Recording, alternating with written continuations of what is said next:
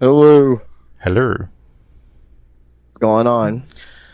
Not much. Just trying to wake up. I was actually falling asleep before I got on here. You been up all day? I mean, yeah, well, yeah, because I get up early, and I usually get up around 5:30 to get ready for work, and work was kind of slow. It's probably gonna be slower tomorrow since it's the holiday. Yeah, true. Yeah. Yeah, Easter, which is weird. But what's going on with you? Not much, man. Just at home, got some tunes on, and just been chilling for the most part. What kind of tunes you got on? Just a random '90s station that's on YouTube. So like YouTube has this what's the channel called? Hold on, let me see if I can get it real quick. Let me see. It is called Best of Mix. So like they have like a '90s station on there, '70s, '80s station, 2000 '90s, 2000s hip hop, 2000s radio, today's radio. So like all different live radio stations. Oh, nice. I have YouTube Premium, so I automatically get YouTube Music, and It's really nothing.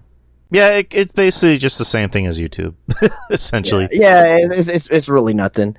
Now back in the not back in the day, but like a couple years ago, they used to get new albums on there, and you get to make like your own mix, kind of like your own Pandora radio station in a way, and like you can go from like album to, like all the way down to song. You can choose that was available. It used to be good, really really good, but they don't have it no more. So.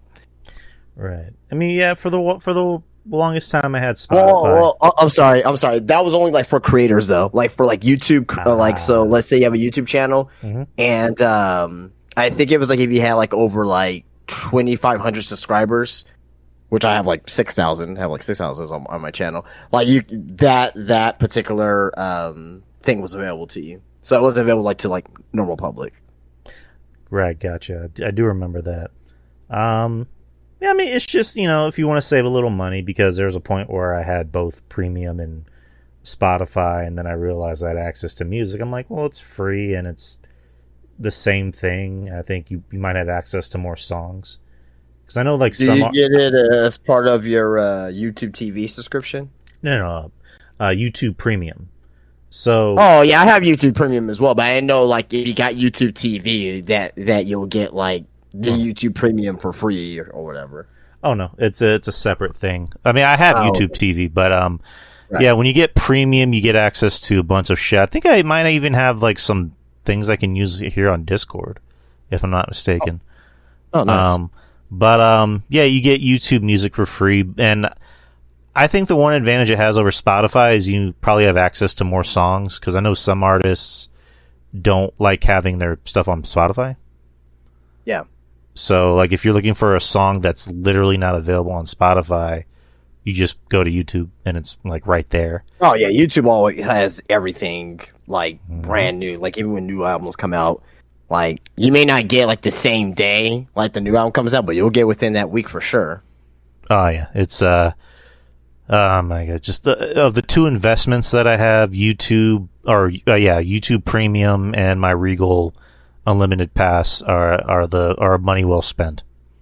Oh yeah, YouTube Premium is like I've been having for like the last like at least like 6-7 years. Because at my job, my old job, we were playing music, and like I'll just have like on the YouTube playlist, and I didn't want to have ads place, so yeah, that's where that came in. So yeah, I hate ads. I hate ads with anything. Like the majority of the like subscriptions that I have, I always make sure to do ad lists or ad free, whatever you want to call it.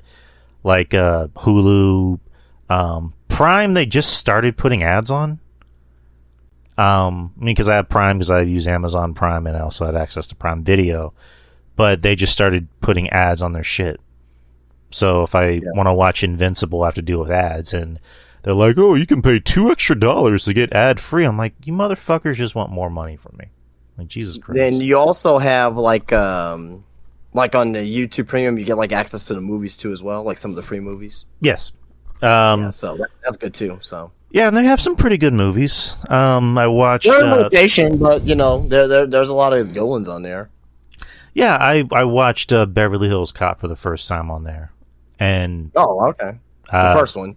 The first one, yeah, because we had this conversation, in the shop where I was telling you there's a lot of movies I haven't seen, and a while ago Beverly Hills Cop was a movie I haven't seen, and I watched it and I loved it, and I watched it again and I realized I think this might be one of my favorite movies.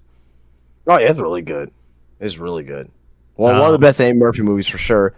Yeah, they also have like Ghostbusters on there. The first Ghostbusters, like Finding with My Family and The Longest Yard. They're all free. Like No Country for Old Men. They're all free movies.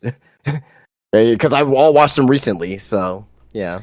Oh, No Country for Old Men, that was good. It was a really good movie. When I worked at Silverado, that was a movie I sat through. That and The Mist. Just good movies. Good overall movies.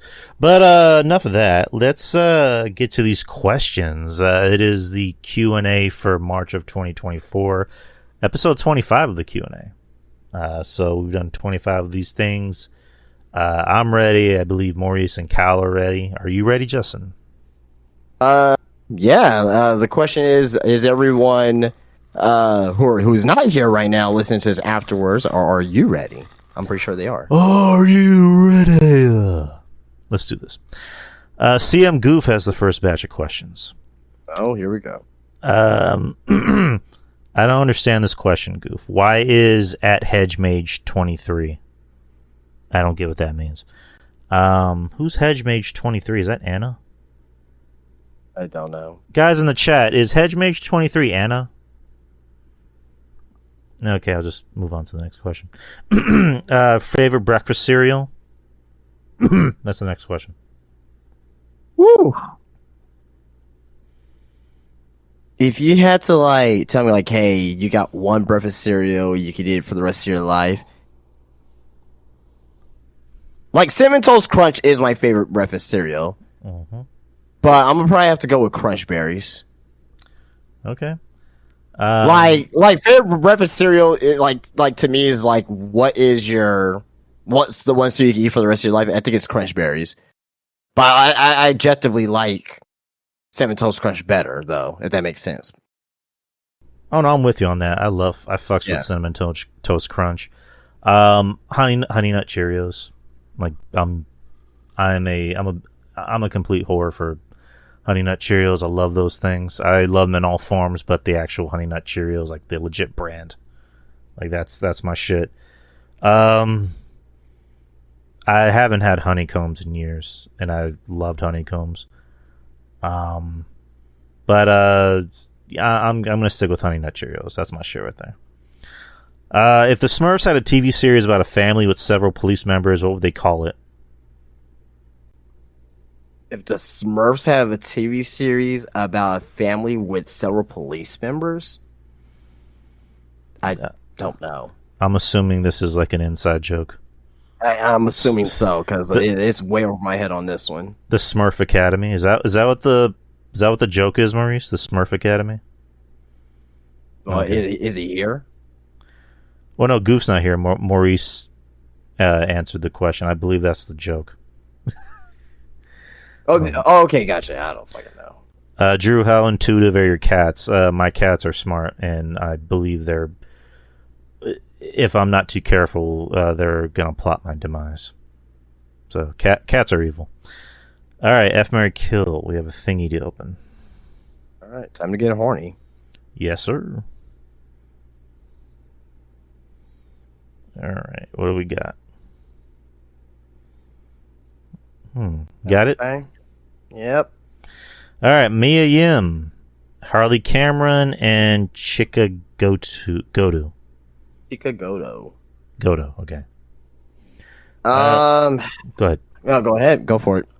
All right, who am I effing, marrying, killing? I'd say I'm going to marry Mia, because Mia just seems she seems like my type of energy.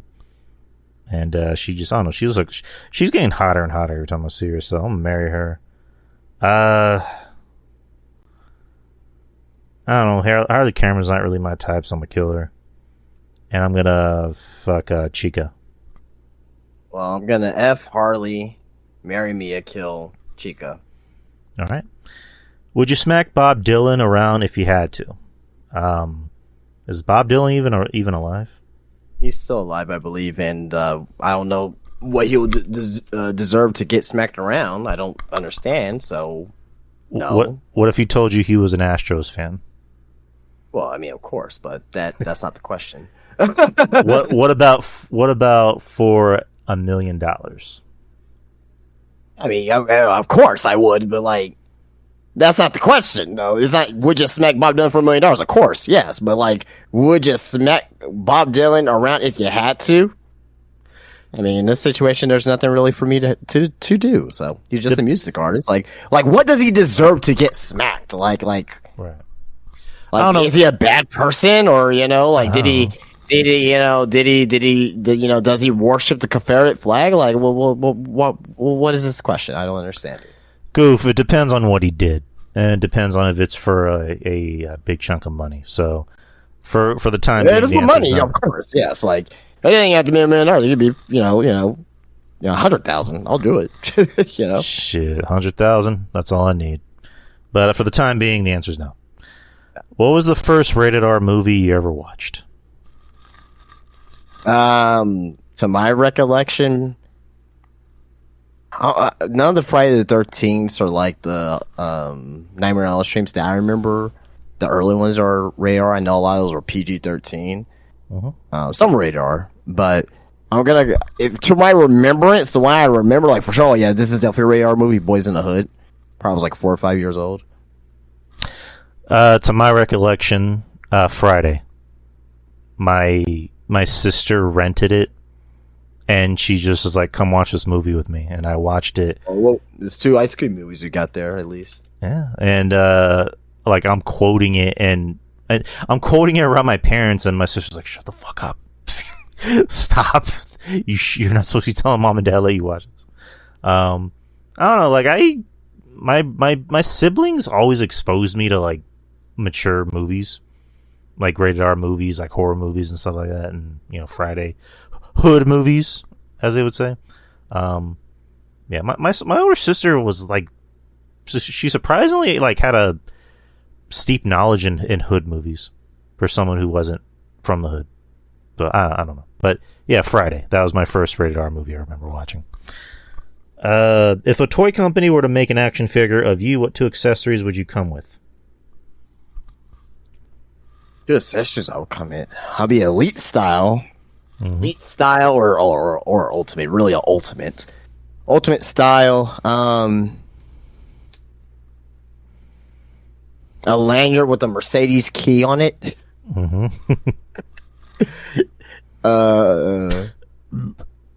I guess a basketball. There you go. Accessories. Well, they got to make sure to get my beard right. That's one thing. And then accessories, one of my cats. And one of my cats. And a cardigan. Those are my accessories. No, your figure was so better than mine. Yeah, you never know. When was the last time you gave someone the old razzle dazzle? Don't know what that is to answer that. Sorry. I'm gonna assume that means sex. Yeah, I'm not even gonna answer that either. So, that's my private business. Yeah, we're gonna skip that. You ever notice how we've never seen Drew and Rusev in the same place at the same time? Coincidence? Yeah. No, it's not a coincidence, but no, it's not a coincidence because they're not. They're 2 different people. Gosh. Yeah, we're not the same people. Goof. Sorry to disappoint you. If Drew was a cow, would he be named Moo Yari? Oh, I like that. That's good. I like that. That was creative. Goof. Well done, Moo.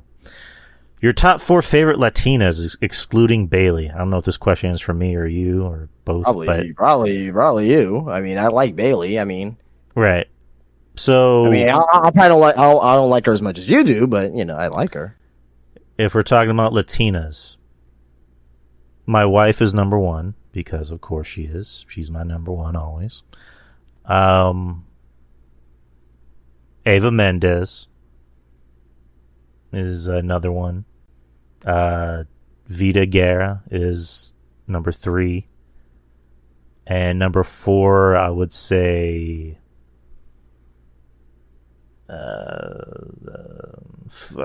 fuck it, Lola Vice. Those are my 4. You have anything to add to that? Selena Gomez, Camilla Caballero, or Cabello, how you say her name? Cabello. Mm-hmm. She's really good looking, by the way. But, yes, I'm only gonna give you 2. I can't even tell you the rest. I used to love. Well, you know what? Zelina Vega and Electra Lopez. Just keep it wrestling related. There you go. I used to love Selena Gomez. That was my future ex-wife, and she just completely fucked up her face. So she fucked up her face. Like, she did something to her face, and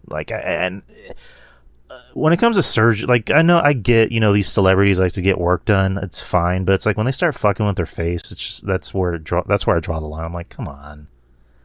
I didn't even know she had surgery, but I know that she's very very particular about her look, so I can't really judge that. So. Yeah, I'm not gonna get too much into it, but yeah, that's just me. If you could have 2 wrestlers swap gimmicks, who would it be, and why would it be Bailey and Rhea Ripley?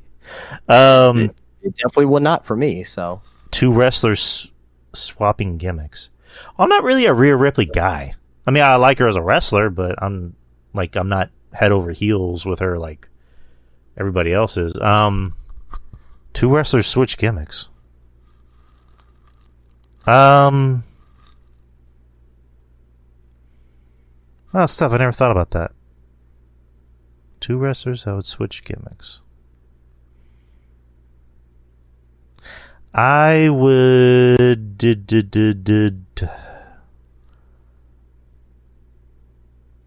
I don't know. Who would you choose? Because I need time to think about this.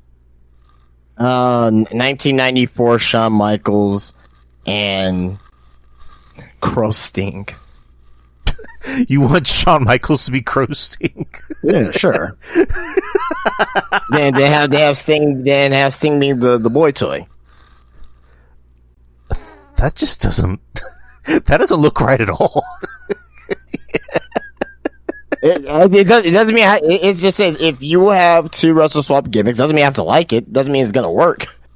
It's just something I want to see. I'm going to steal your idea. I'm just going to go with Karrion Kross and Crow Sting. There you go. Right. Justin, this is for you. If I buy one of your t-shirts, will it instantly grant me the knowledge of how to perform a spine buster on people once I put it on? Absolutely. 100%. Yeah, right. You'll do a spine buster so good that Arn Anderson will be asking you, how good are you doing it? He wants to learn from you. Hell yeah. Hey, I got one of your shirts, and I instantly did a spine buster like the very next day. So, yeah, me and Arn Anderson are tight. Why is everything bigger in Texas? You think you're better than the rest of us? Being regular size is too good for all of you Texans. You gotta be special and rub our noses in it. I got your fucking special here, you son of a bitch. H-Mage Sickum. All right. But to answer your question, Goof, yes. Drew, if elected president, how soon will you legally require Bailey to wear trunks instead of pants for her wrestling gear? As soon as possible. It will be effective immediately. Whether she likes it or not. All right.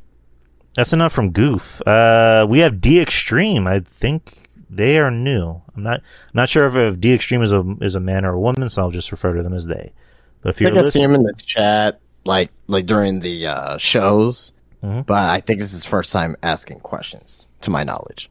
Okay. Yeah, D Extreme has some questions. Okay, these are kind of interesting questions. Okay. What? Jesus Christ! What fart flavor is the most effective? Broccoli, beef, curry, or spicy aftermath? Jesus Christ, man. Neither. The Extreme making an impression. Yeah, definitely none of the above. So. Yeah, none of the above. I had to deal with some Eddie Kingston defenders recently. One turned out to be a 51-year-old who claims he spent years in the wrestling business. It led to the point where he basically said my opinion as a fan doesn't mean shit. So this draws my question. At what point do fans' opinions mean something and not mean anything? I will say... Oh, go for it. I was going to say, I mean, it's kind of simple. Like, if you're more cordial and respectful towards people's views on wrestling, and you just don't attack them for it and like threaten them and call them stupid and you're a piece of shit and blah blah blah, then that's when it means nothing. But just be cordial and respectful, or just don't respond. Plain and simple. Go ahead. Yeah, to that point, also, I will say that just because someone disagrees with them or with you, or if you disagree with them, doesn't mean that their opinion is invalid. It's their opinion at the end of the day. That's what debates are. That's what makes it, wrestling fun, or anything fun. So, as long as like you understand that it's their opinion at the end of the day, and they're not like personally attacking you or personally attacking like what, oh, you're not a real wrestling fan. As long as they're not doing that, to Drew's point, then everything should be fine. Yeah, just be respectful to people's opinions. Our, friend of the show, friend of mine, Chris Matthews, he, shouts at Chris, he had to deal with a lot of AEW haters and, Tony Khan defenders, for a day and a half. Until I finally just told him, dude, just mute the conversation, and said it's where only people can reply. And he did that, and, made his life so much easier, which is what I do. I don't deal with internet trolls anymore. Anytime I tweet something, I make sure that only people I know can reply to it. And once it starts becoming too much of a thing, I just mute the conversation. So, yeah. Are you fans of the Truffle Butter? I don't know what Truffle Butter is. It's a Nicki Minaj song. Oh, it's a Nicki Minaj song. I'm assuming it's an innuendo. It is, and I like the song, but not what it's referring to.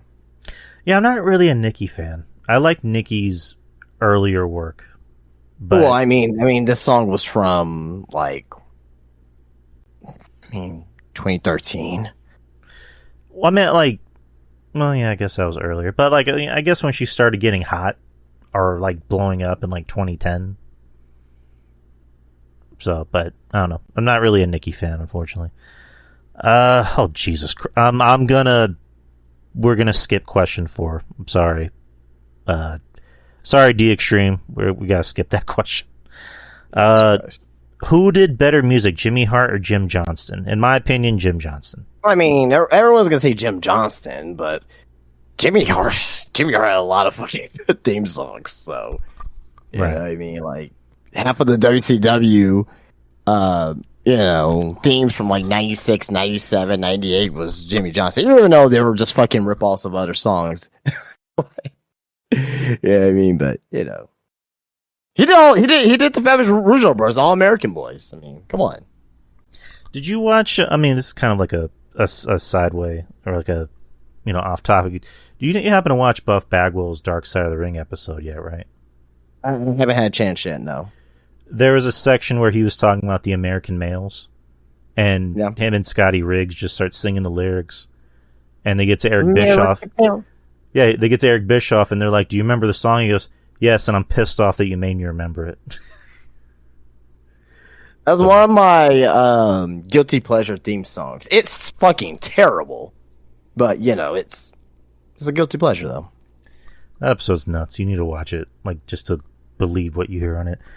All right. So next question: fried bologna or spam? Ugh. Fried bologna. I'll go with fried bologna. Have you ever seen a movie called The Thief and the Cobbler? Is that a porno?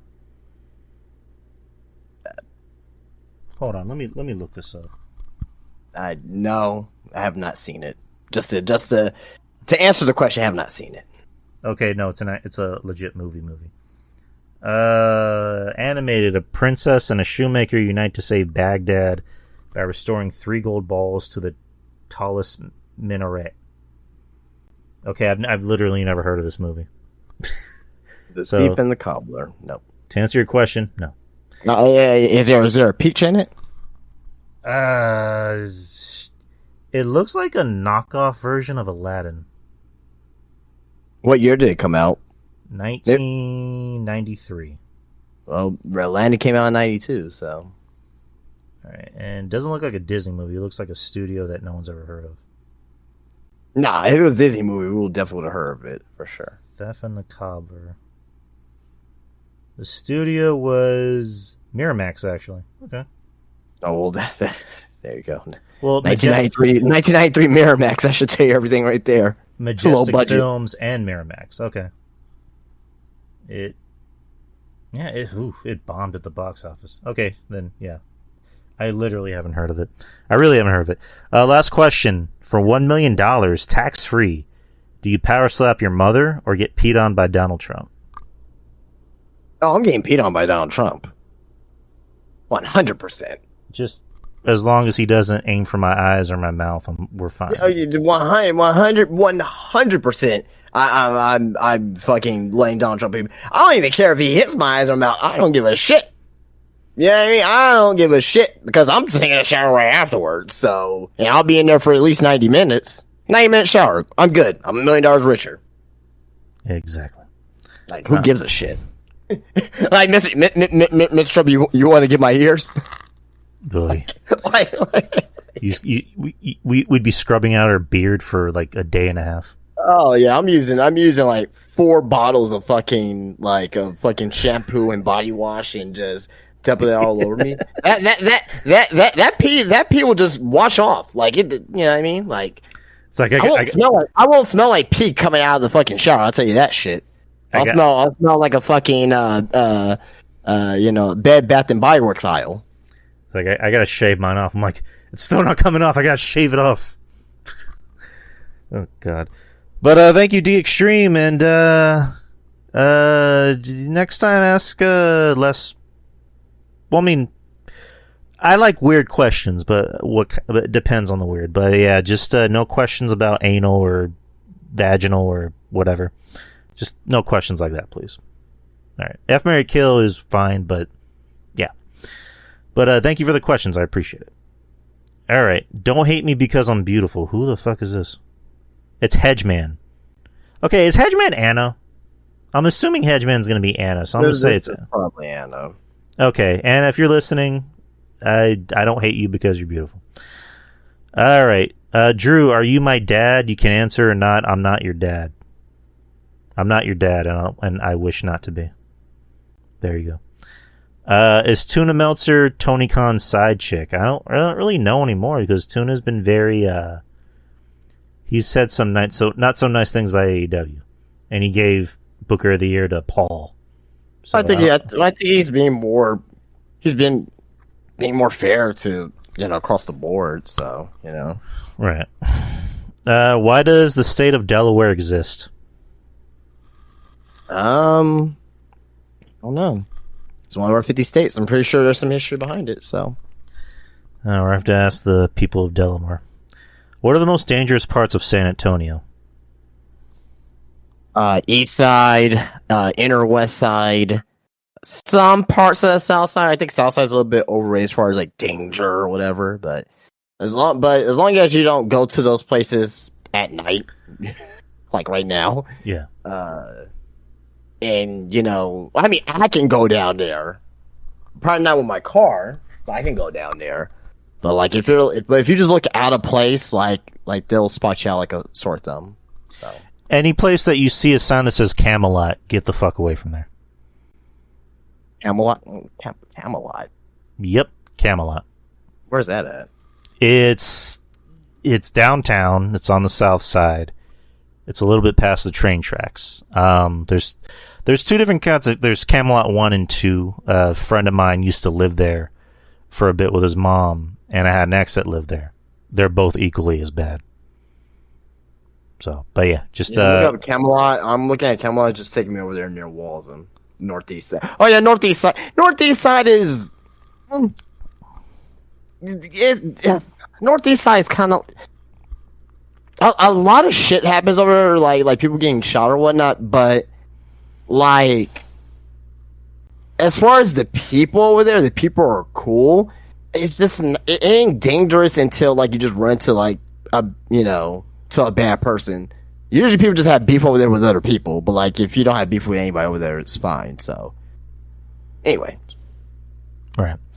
And then Marbach used to be bad, but it's really not that bad anymore over here. Marbach's never been bad. It's never been bad. The only thing I would say like that's bad about Marbach is that like the kids that go to J, like they're so like so quick. But it's them beefing with themselves with other students. They're not. It's not like a kid from J beefing with like a 35-year-old, and he's gonna shoot him. You know what I mean? Like, right. It's just the kids being kids and being kids shooting each other, I guess. But yeah, Marbach's not bad at all. Like, I mean, the only thing bad about it is the traffic. That's literally it.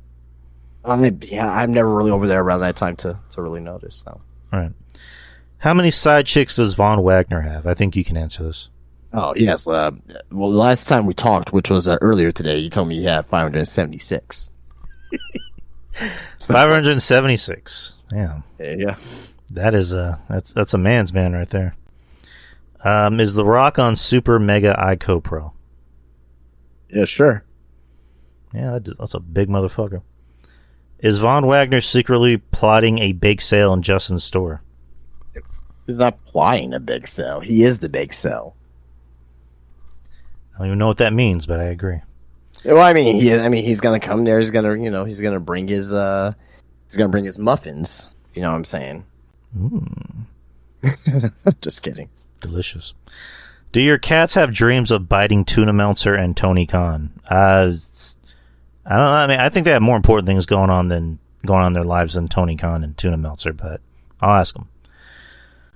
Is CM Goof the international spokesperson for Too Much Information? I don't know. Are you Goof? He's in the chat. Just a simple yes or no. Will the Mexican broadcast table ever go into the Hall of Fame? I mean, it fucking should already. No. Oh, man. Is Vince McSecretly plotting to buy a flea market? Vince McSecretly? I guess she meant Vince McMahon. Sure. All right. F, Marry, Kill. Oh, Jesus Christ. Nia Jax, pre-comeback and weight loss, Aubrey Edwards, and Fat Sonny. I'm gonna kill all of them and myself. Well, I'll actually answer the question because I want to have fun with this one. Guess fuck Fat Sonny. Fuck Fat Sonny, marry Nia Jax, and kill Aubrey Edwards. All right. Not because she's a horse face or whatever. But, yeah, she's not that good looking. So. Yeah. Why is Adam Cole? Why is Adam Cole? I don't know. He just is. Because that's who he is. Okay. Bebe. Next, Tavon Kali or not Tavon Kali? That's the question. And it's always two Von Kali. Yes, sir. If Aubrey Edwards ever did porn, would it be considered horse fucking? Jesus fucking Christ, man. I'm not going to be mean today, so I'm going to skip that question. Jesus Christ, man. What if she? I'll say is, what if she died? Would this still be the same type of energy that she'll give to her? Like, come on, let's be more nice to people, guys. Come on. I'm gonna move on. Is the cure for cancer hiding in Keith Lee's stomach? Yeah, I'm not gonna answer that either because he's actually going through some legit medical shit right now. So I'm not answering that either. Oh God. I'm gonna move on. Which wrestler would play Wolverine in a movie? I say Drew McIntyre. Yeah, it has to be Drew McIntyre. Yeah. Nah. I mean, people already bitch about Hugh Jackman being too tall. Imagine Drew McIntyre playing Wolverine, and he's also Scottish. So, no, I don't want Drew McIntyre playing Wolverine. And not Canadian, right? No, I need. Who would play? What wrestler could play Wolverine? CM Punk. Oh, yeah, he's got the mutton chops. He had the mutton chops at one point, yeah. I'll just go with CM Punk. That's all I can think of at the moment. Go ahead. No, I'm just trying to think here. Let me think. Xavier Woods. Xavier Woods. Okay. Why? All right, yeah, Xavier Woods. He'll be a good Wolverine. All right. Does Von Kali like jelly rolls? He is a jelly roll, baby. Oh my god. Okay. What is your favorite Undertaker return entrance?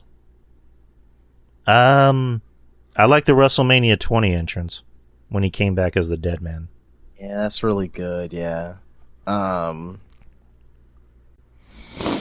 I think when he returned to face Kane before not WrestleMania 20, but before WrestleMania 14. Kane is still alive. Is Von Kali our Lord and Savior? I mean, come on. I mean, I'm waking up early tomorrow to serve him. Is he gonna give you a cracker and say, "This is the blood of Kali"? Or no, this Yep. like, I am a cracker, eat me, and this is the blood of Kali. Yeah, exactly. Oh man, that's amazing. Why is Jesus Christ? Why is Eddie? I haven't seen Eddie here in a long time. I don't know. He just is. And lastly, Drew, are you your cat's side chick? I mean, I feed my cats, I take care of them, I clean up after them, so I guess I'm their side chick. So that answers your question. All right. Kyle has thank you, Anna. Kyle has the next bunch of questions. Okay, here we go. Have you ever realized how many names, words Yari rhymes with Scary, Harry, Barry, Gary, Terry, Jerry, Sherry, Mary, Larry, Derry, Airy, Fairy, Carrie? Well, that's E. Well, those are Y's. I'm a E, but we'll go with it. Sure. Is Texas Roadhouse authentic to the food and atmosphere of Texas, or is Texas Roadhouse to Texas what Outback Steakhouse is to Australia? Texas Roadhouse is fucking expensive. So if I've been there probably once in my life. Yeah, the second one. It's not Texas cuisine at all. Like, nope. There's nothing Texas about it. There's no tacos. There's no barbecue. It's just a steakhouse. It's good. It's really good. I know you said it's expensive, but it's like it's really cheap in comparison to other steakhouse. It's cheaper than Outback. It's cheaper. It's definitely cheaper than fucking Saltgrass. Yeah. Like I can go like I think I probably go to Texas Rolls maybe like 2 or 3 times a year. Yeah, I mean, just because like the rolls and shit like that, and they have like the lunch specials too as well, where I spend less than $15. So. I've been there in ages. I like a good steak every now and then. If you flip to opponents at WrestleMania 18, how would the show be remembered differently? In this scenario, you'd have Hollywood Hulk Hogan versus Steve Austin, and The Rock versus Scott Hall. I think Hogan and Austin would have been like very good, probably just as memorable as Hogan and Rock. Probably not as good, but like it'll still be a very good match. And The Rock and Scott Hall would just been like another match house. Austin and Hall was, but the only thing people remember about that Austin Hall match is Scott Hall selling that stunner. So yeah, I don't think the show would have been that much different because Austin and Hall, like you said, other than that stunner, it was just a match. And Rock and Hogan, was it a classic Broadway whatever? No, it was a huge match with two of the biggest stars, the biggest star of yesterday and the biggest star at the moment. I think people would have liked to see Austin and Hogan, but the talk is that Austin said no because he didn't want to work with Hogan, so that's what happened. But yeah, I don't think much would have changed. Why didn't Kevin Nash have a match at WrestleMania 18? Wasn't he hurt? No, he was supposed to have a match with Kane. Then it got changed. I forgot the reason why it got changed, but it just never materialized. He was supposed to have a match with Kane though. That would have been interesting.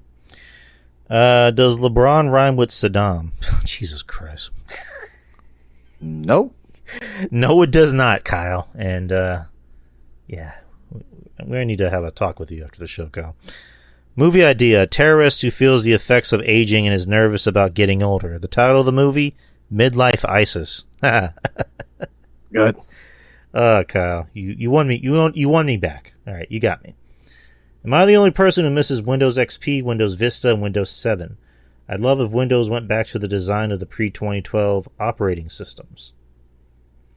Yeah, it's just nostalgia. I mean, like I missed it too as well, but objectively, I think like I love not Windows Vista. I mean, Windows Vista was a little bit of a shitty, but like the current ones we have right now got a little bit while it took getting used to. But it's essentially the same thing, but it's just like enhanced. Right. You know what I mean? So, but like the thing I do miss is that like on Windows like XP and Windows 98 and Windows ME that's my one right there. Or Windows 2000, that's mine right there. Where they have like the free games on there already. You know what I mean? Like the Solitaire and the Minesweeper and the Pinball and shit like that. So. That's what I miss. There you go. Yeah, I still operate on Windows. I've had this computer since 2015. I'm in desperate need for an upgrade. Just need to find the money for it. Do you believe in Joe Hendry? I believe in Joe Hendry. I sure do. He's awesome. I don't know if I'm qualified to answer that. Because he's a wrestler, right? He's a wrestler for TNA, yes. Okay, I need to... Okay, what does he look... I know the name. I just need to... Joe Hendry. Scottish professional wrestler. Oh, okay, that guy. I mean, he looks like something. Yeah, I believe in him. He looks like a wrestler. Let's say that ALO Time Warner executives didn't cancel World Championship Wrestling in March 2001... and WCW is still in operation today in 2024. Is it safe to say that in this scenario, neither TNA or AEW would exist? No. At least that's what I think. You wouldn't think TNA or AEW would exist? Well, I mean, Jeff Jarrett bought, or he pretty much like put up, was it like 2 mortgages or a second mortgage? Yeah, no, I was going to make sure I understood. Like, you said no because you said no that you wouldn't think TNA or AEW would exist. I don't think so. Like, if WCW was like still to this day in business, and let's say it was, going neck and neck with WWE, and it was like, at least moderately successful. I mean, honestly, I don't even know if they would have made it to 2024 because they were losing a shit ton of fucking money. Well, I mean, the question is if they still existed. to this day. Okay, technically, I mean, then no. Then there would have been no TNA. There would have been no AEW. It would just been WCW and WWE. Okay. Yeah, I mean, there's still been the indies though, like, and it's probably gonna be like the same thing. So like, maybe Kenny Omega maybe would have went to WWE instead, or maybe John Cena, he was already in WWE, but maybe Seth Rollins maybe would have been a WCW guy. Like, I don't know, Right. I mean, it's interesting. It definitely would have changed things for sure. It would have changed wrestling history because we wouldn't have the same rosters. Yeah, so it wouldn't be like WCW in 2024. It just wouldn't be an AEW roster. It wouldn't be. It would be a mix of everything. So you think if WCW did exist, it would kind of be like AEW ish? No, I'm not saying that. What I'm saying is, like the AEW roster that we have right now, right? It wouldn't be the same as the WCW roster because things would have changed. They would have changed wrestling history like completely. Like, what I mean? You could have gotten so I'm assuming, let's say everyone that came into the wrestling business that was on WWE TV and AEW, assuming that they all still pursue the dream of being a wrestler, who would have said that that Seth Rollins went to WCW from the get-go and became a big star there, right? And he would just been Tyler Black, over there. Who to say that somebody like the Young Bucks or Kenny Omega or Hangman Adam Page, who would say that they wouldn't came into WWE? Not say that they become stars, but let's say they came in over there or they're journeymen or whatever the case may be. Like it would have changed. It would have changed wrestling history completely if that was the case. I guess let me kind of reverse my question. So WCW and the difference between WCW and WWF. WWF was the entertainment company and WCW was the wrestling company, and WCW, to my knowledge, didn't rehearse or script their matches essentially. That's why I was saying that. Do you think WCW would be like AEW, light or ish? In a sense, where wrestlers can go out there. WCW would have been WCW. No. Let me finish real quick. And no, what I meant is as far as wrestlers being oh, well, I can go in there and there's no constraints. Do you think it would have been that kind of company? No. That's what I'm saying. WCW would have been WCW. They still had guys who worked in the WWE, WWF. They're like I'm saying, it's a completely different situation. It wouldn't been like a TNA or AEW. WCW would have been WCW.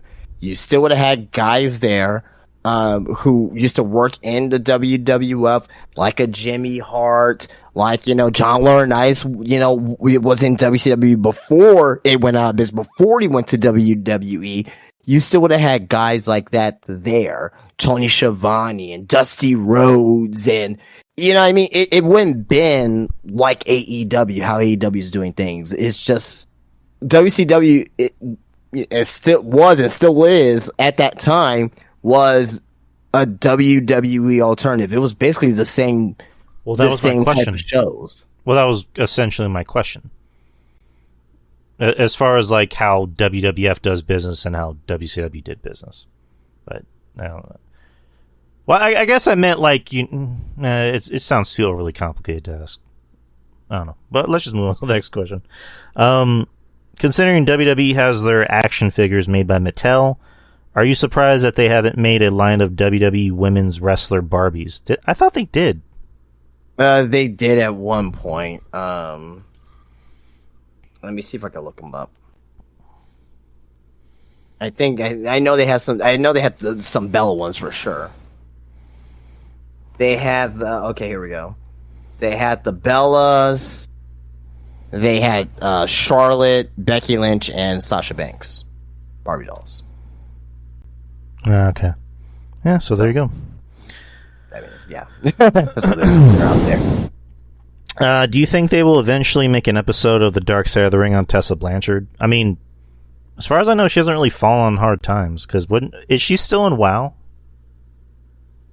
No, not that I know of. But she is wrestling here in RCW for RCW Mania. They just announced it, I think, yesterday. Callie, no, Callie's not in that match. Ash is in that match. Emmy. I'm just thinking about all my little acquaintances I have. So, right. Yeah. I mean, when I think of so Darkseid, she's gonna be wrestling. But from what I hear, she just has a really shitty attitude backstage. From what I hear, I don't know if it's true, but it's just from what I hear. Right. I mean, when I think of Dark Side of the Ring, I think of like Dark Side of the Ring. I think of drugs or just being an asshole. I mean, like Justin said, allegedly she has a shitty attitude. So, what I was gonna say, or the brawl for all. Yeah, brawl for. I mean, that was more of a light-hearted episode in comparison to the other shit. That and the what is it? The Japan episode, the WCW Japan one. It wasn't lighthearted at all. You talking about the Korea Collision? I mean, it wasn't lighthearted, but like it wasn't like, why is this Dark Side of the Ring? Because they were performing in front of fucking these people that are forced to go, and fucking Scott Norr almost could have died, could have got killed. Yeah, but he didn't. Like nothing really happened. I mean, yeah, but I mean, it just shows you like how tyrannical that country is. Right. I mean, it wasn't like the plane ride from hell. Like that was Dark Side of the Ring. But I don't know. I disagree. I think they're on the same level. No. No. So you're telling me, okay? So you're telling me that living in North Korea, people being forced to go and being pretty much being used as slaves to go to a wrestling event. You don't think that's not? I mean, that's not really a Dark Side of the Ring thing. If you think about it, that's more of just like a non-wrestling thing. At the end of the day, when I think of Dark Side of the Ring, like Plane Ride from Hell, you had Ric Flair, like almost like assault, or not almost, but he was assaulting stewardesses, and Scott Hall being a dick, and everyone else being a dick on the flight. So I think the Collision from Korea is like a whole different subject together. That's just my opinion. That doesn't really have anything to do with wrestling in general. But that's kind of how I look at it. But yeah, Tessa Blanchard, I don't think she'll have a Dark Side of the Ring episode. She just has a shitty attitude. Like that's not really enough to cover a whole episode, unless like there's more. Yeah, unless something like happened to her, like something will happen. Like, I don't wish anything bad happened to anybody, but something like that happened. You know what I mean? Like, right. Yeah. I mean, it's kind of like Dark Side of the Ring. Are we gonna do a Dark Side of the Ring on Marty Scurll? I mean, are we gonna do Dark Side of the Ring on Joey Ryan or Jack? Or I mean, Joey Ryan one is a Dark Side of the Ring episode. Yeah, but he's not in jail or arrested, or he hasn't been convicted. Although I believe it, but kind of like because he was talking to a young Roxy, so it's like that too. But it's like, I mean, he also did that thing with Izzy Dame where like I guess he made her put his hand on his dick to do the dick flipper or something like that. I mean, that's the point. The point is Joey Ryan's a scummy piece of shit. Oh yeah, I agree 100%. But like that's Joey Ryan, committed sexual assault. Great. How many other wrestlers have done that before? Like, pretty sure there's a lot of other ones out there. Joey Ryan, doing sexual assault, or fucking, Jimmy Snuka killing his girlfriend. One thing is not like the other. I mean, that whole episode would be one-sided because he definitely wouldn't be on there. But I don't know. Just at the end of the day, fuck Joey Ryan and fuck Marty Scurll. All right, I saw a thread on Reddit from 2014 about WrestleMania 40 predictions. So WrestleMania 50 is in 10 years from now in 2034. What superstars do you think will be on the show? Who do you think will be the champions, or who you think the champions will be, and who will be inducted into the WWE Hall of Fame? I don't know how to answer that question for you, Kyle. Yeah, like who the champions will be? They're probably not even in the company right now. like a future main event of WrestleMania is like some guy in like, I don't know, like Sarasota, Florida, or I don't fucking know. That's a very broad question, Kyle. And unfortunately, yeah, like for example, 10 years from now, Braun Breaker will be 36 years old. Now that's not old by any means, but I'm pretty sure he'll already have a few wrestling events already, and he will be transitioning into perhaps a not, I don't want to definitely say not mid card, but like a Randy Orton. You know what I mean? Something like that. But yeah. Yeah, there you go. Who will be inducted to the Hall of Fame? I have no fucking clue. Roman Reigns, if he hasn't already.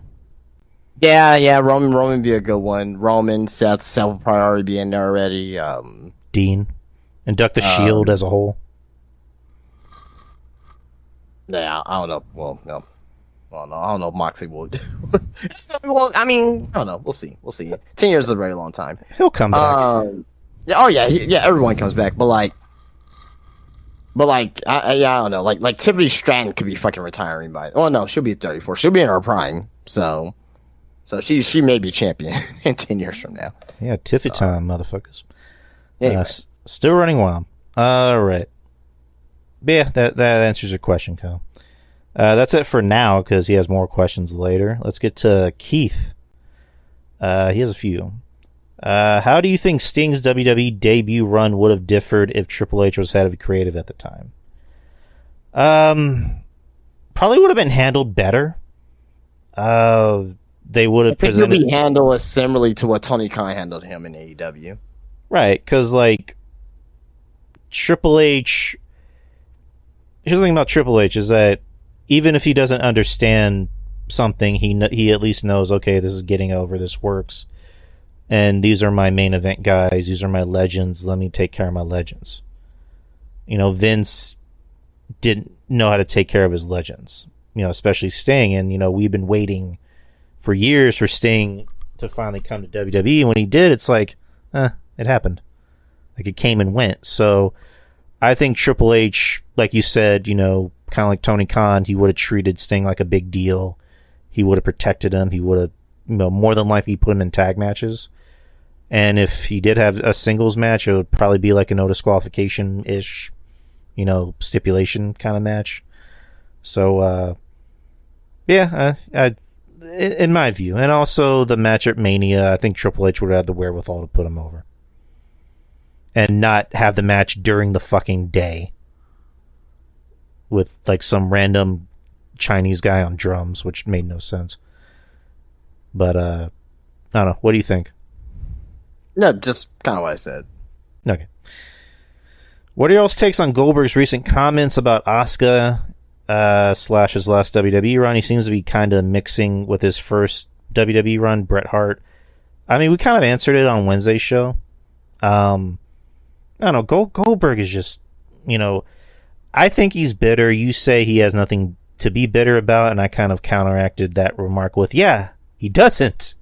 Goldberg has money. He's rich. He doesn't really need wrestling anymore. He's good. What does he have to be mad about? So just he's slowly, if he doesn't watch out, he's going to become Ryback. Where it's just every comment is WWE sucks, fuck WWE, I hate Triple H, I hate Vince, blah, blah, blah. So it's just I don't know, just Goldberg just needs to just chill and worry about what's more important in his life. But what do you think? We go back and listen to Wednesday's podcast. That's all. Don't want to get into that right now. All right. And lastly, from Keith, what is your favorite and least favorite wrestling trope?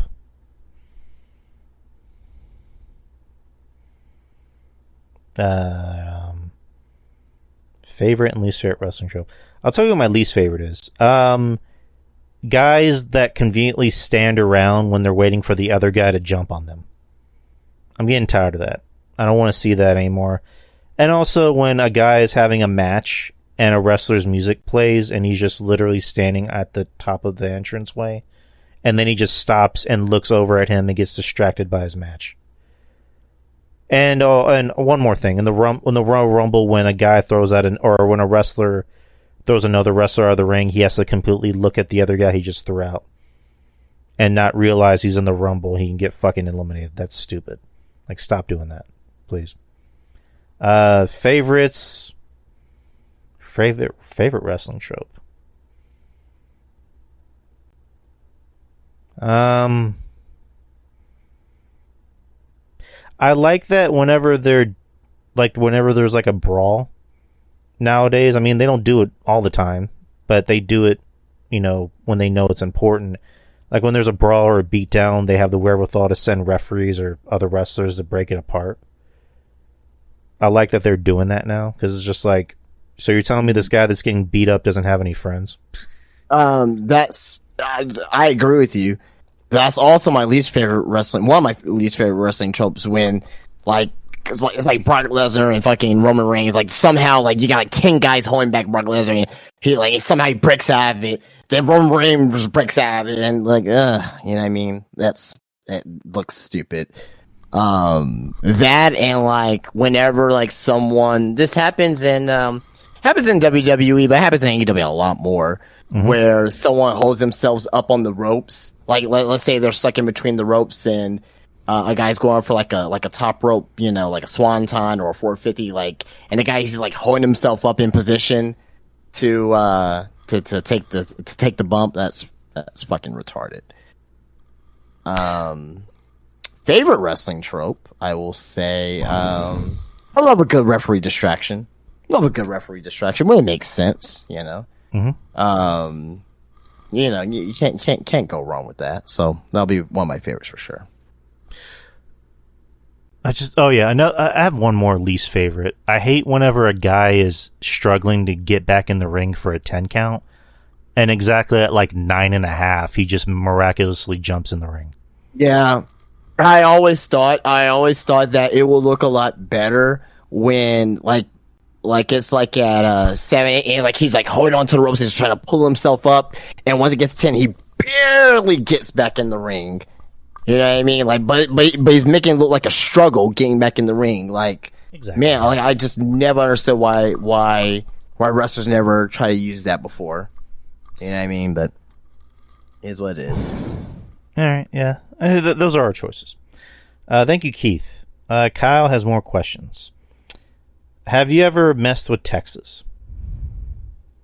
Nope. And we're going to keep it that way. Have you ever been to an MLB game? I haven't. I've been to a Missions game. That's about it. Yeah, San Antonio Missions, which is like the AAA baseball team here. So, in case for anyone who was wondering, but never been to an MLB game. No. I mean, I would like to, but unfortunately, we don't have a major league team here. What's the most popular non-Spanish beer in Texas? Popular non-Spanish beer. I don't drink beer, so I don't know. Probably Shinerbach. That's the best one I can think of. Will we ever have another special Raw or SmackDown old school night again? Here's an idea. Now that WWE hasn't used their scratch logo since SummerSlam of 2014, they could bring it back for one night. They could use it on the turnbuckles, pads, on-screen graphics, and microphone sleeves. I would like that. I was saying on Wednesday that I like the setup on Monday because it looked unique and it comes off better on TV. I really think WWE should really go back to making both shows look unique instead of just giving them the same, entranceway and the same look. But it's just like, hey, this one's red and this one's blue. It's like, that's what I liked about the shows back in the day, is that Raw looked like Raw. It had a different entrance ramp. And then SmackDown looked like SmackDown. It had the big fist. Same thing with the pay-per-view. So, I also think Triple H and Nick Khan, they're smart. And, they listen to the fans. So I think eventually it will happen that we're going to get, unique entrance, ramps, unique looks for the shows. I mean, it can't happen overnight. It's easier said than done, but I think it will happen in the future. But what do you think? Eventually, they should do something like that. But yeah, just to your point, I think they're gonna try to continue to give this, especially when Raw goes Netflix. I'm assuming there's gonna be a new stage. When SmackDown goes back to USA, I'm assuming there's gonna be new stage, new graphics, new theme song, all that stuff. So we'll see what happens later this year in the summer. All right. If you had to referee umpire for a sport, which sport would you officiate, and what level of competition would you want to do? NBA. NBA. For me. Yeah, I'm not doing football. Only because like I know the rules pretty well for the most part, and you know what I mean. So same. I'm not doing football. I'm not going to get tackled. I'm not doing baseball or any of that dumb shit. Stick to the NBA. Which states have you been to? For me, it's Wisconsin, Illinois, Minnesota, Iowa, Michigan. And Kyle likes being detailed. Indiana, Missouri, Colorado, Nevada, Arizona, New Mexico, Texas, Florida, Georgia, Tennessee, Washington, D.C., Maryland, Virginia. Pennsylvania, because I had family that used to live there. Florida. Where the fuck else have I been? Vegas, or Nevada. That's what it's called. I was in Illinois. I was in the Chicago airport, so Illinois. Yeah, unfortunately, I don't get around a lot. I would love to travel more, but those are the states that I'm stuck on. For me, obviously Texas, Arkansas. I have family in Arkansas, Little Rock. Yeah, very interesting. Very small town. Very interesting. So I went up to Virginia, Williamsburg, Virginia, and Virginia Beach when this was summer 2006, junior going into senior year. So I went through Louisiana, Mississippi, Alabama, Georgia, went through Atlanta. That was pretty cool. South Carolina, North Carolina, Virginia. Then also with our trip to Williamsburg, Virginia, also went to Maryland, was in New Jersey, Atlantic City. So we visited. So basically, Atlantic City is like East Coast Vegas, pretty much. So was there. I'm not too sure 100% if we went.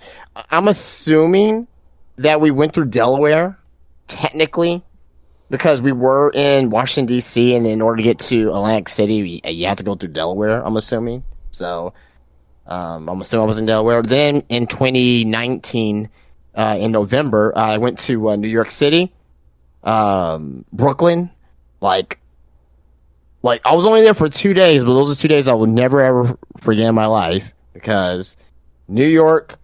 So basically, I'll put it like this: went to Brooklyn, went to the Barclays Center. Mm-hmm. This is when like they had this is when Kevin Durant was traded to the Nets, and everyone forgets that Kevin Durant didn't play for a season because he was coming off that Achilles injury. Yeah. But the boroughs, so like Queens, Brooklyn, Manhattan, think about those as cities. So Brooklyn is a city, pretty much. like it's its own city. Manhattan is its own city. Just think about it like that. But man, it was amazing, man. Like I will love to go back and visit, but I will never ever live in New York. Fuck that, never ever. No. But it was very overwhelming. But I would love to go West Coast someday. That'll be fun. So. I'd love to go, because it's New York, and I want to say I went to New York at least once. And Times Square is, oh my god, man, that was like so overwhelming, man. But it was really, really fucking cool though. But it was so overwhelming, man, so overwhelming. Yeah, I can imagine. I'm not really a city guy. Yeah, it was super fun though. Like the people that were like nice as shit, man. Like you get that. We were talking about tropes. That trope that you get, like, oh, all New Yorkers are mean. No, these people I ran into, they were super nice, man. Super nice. And there's also some friends of the show that live in New York. Ruben was in New York. Monty, Trez. Yeah. John Draper, Kevin Castle. So I'd love to go to to visit some friends. You know how you have like here in San Antonio, like there's like a taco restaurant like on literally every corner, or like you can't go within like a block and not get something that's Mexican food, right? Right. So in New York, it's pizza. Like you can literally go anywhere and get pizza. So they literally had dollar slices there. like 99-cent slices, cheese slices, and like those slices were like really fucking, really fucking good. Like it lives up to the hype as far as their pizza. You know what I mean? So it's really good, really good shit. I want New York style pizza so bad. Yeah, I mean you could get it here. You can get it here and get something that's comparable, but not. I mean like authentic New York pizza. Yeah, like from New York. Yeah, I mean, you know, same thing with it's really it's good. It's good. Same thing with a deep dish Chicago pizza. Oh yeah. So another thing too, and I don't know too many people know this, but you know, so we went from Brooklyn. We went on a train, and we went to downtown New York, and we came out of the subway, and right there was the World Trade Center. And I was like dumbfounded. I was like, "This fucking 9/11 happened!" Like, and the people I were with, they were like, "Yeah." So I'm like, "No, you don't understand. This is where 9/11 happened. Like, you don't like how you guys are not like freaking out right now. Like, it's like fucking rubble and fucking plane parts and fire and shit right here. You know what I mean?" But we went inside of the World Trade Center. I think I forgot what tower it was, but I didn't know this, but the World Trade Center is a fucking mall. Like the first floor, like it was like literally stores in there, like H&M and like food courts and shit. I never knew that. I never knew that. When did you say you went? It was 2019. It was in November 2019. Okay. Yeah, I didn't know that. It's crazy. I thought, I literally didn't know what the World Trade Center was. I just assumed it was like a business building office. It is too. Because it has like businesses and stuff in there, and like, you know, call centers and shit in there. But the building I went into, it was literally a mall. Like it had, you know, it was like I don't know how many floors it was, but because obviously it's like, you know, 1,000 fucking floors or whatever. But the first floor, when you go in there, like it's a shopping mall, and I was like, wow, like it's kind of crazy. Oh man. All right. Next for Kyle, do you remember how old you were when you saw your first rated R movie in theaters? For me, it was Borat when I was 13. The one that comes to mind is Varsity Blues.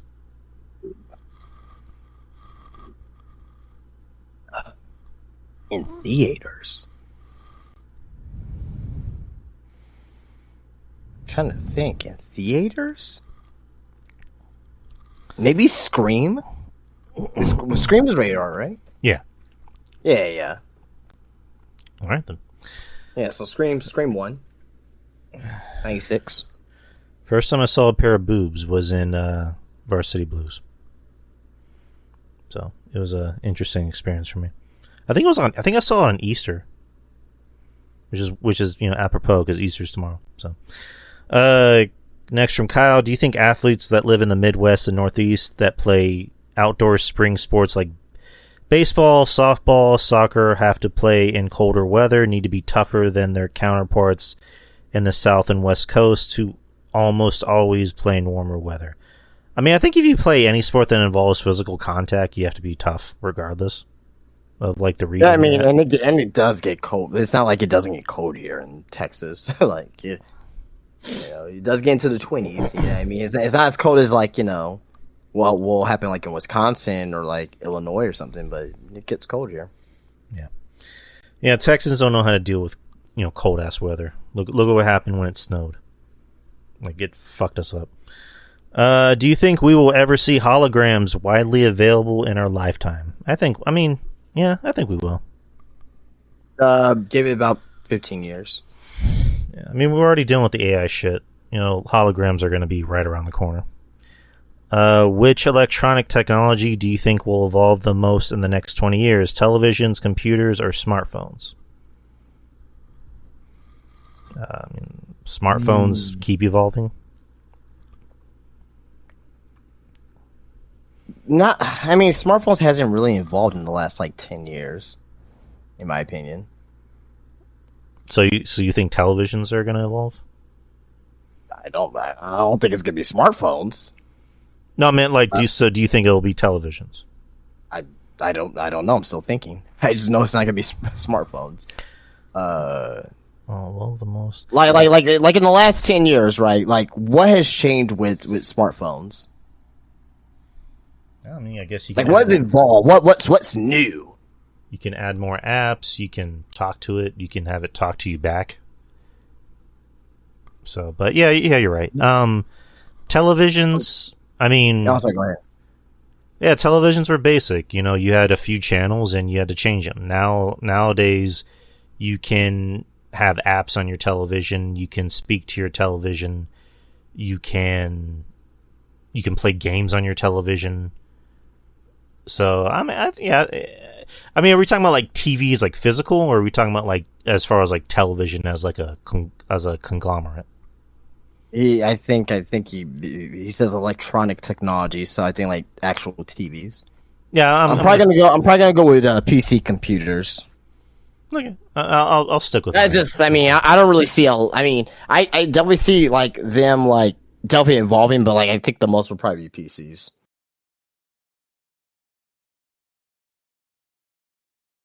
I'm gonna stick with TV. All right, and lastly from Kyle is barbecue Texas beef brisket popular in Texas? Yeah, this is the fucking like that's the main thing for Texas barbecue is brisket, the number one thing. So fucking good. Rudy's barbecue. Haven't had that. I in years. like Rudy's, but like in comparison like to some other barbecue places, like it's shite. I still like it though, but like, have you been to Two Bros? I think you told me about that. I go, man. Yeah, I go Two Bros, man. Like two. You said two. Have you ever two been bros? to what's that place called? Fuck. Two Bros? Smoky Moe's. I've heard the name. I just haven't gone. Really good. Then another place. Sorry. There's one on the south side. That's it's okay. I can't think of the name right now. B&B. It's called B&B. It's all right. B&B. Yeah, I'm gonna need to write down these restaurants. Yeah, to him Smokehouse. Like, man. The Smoke Shack.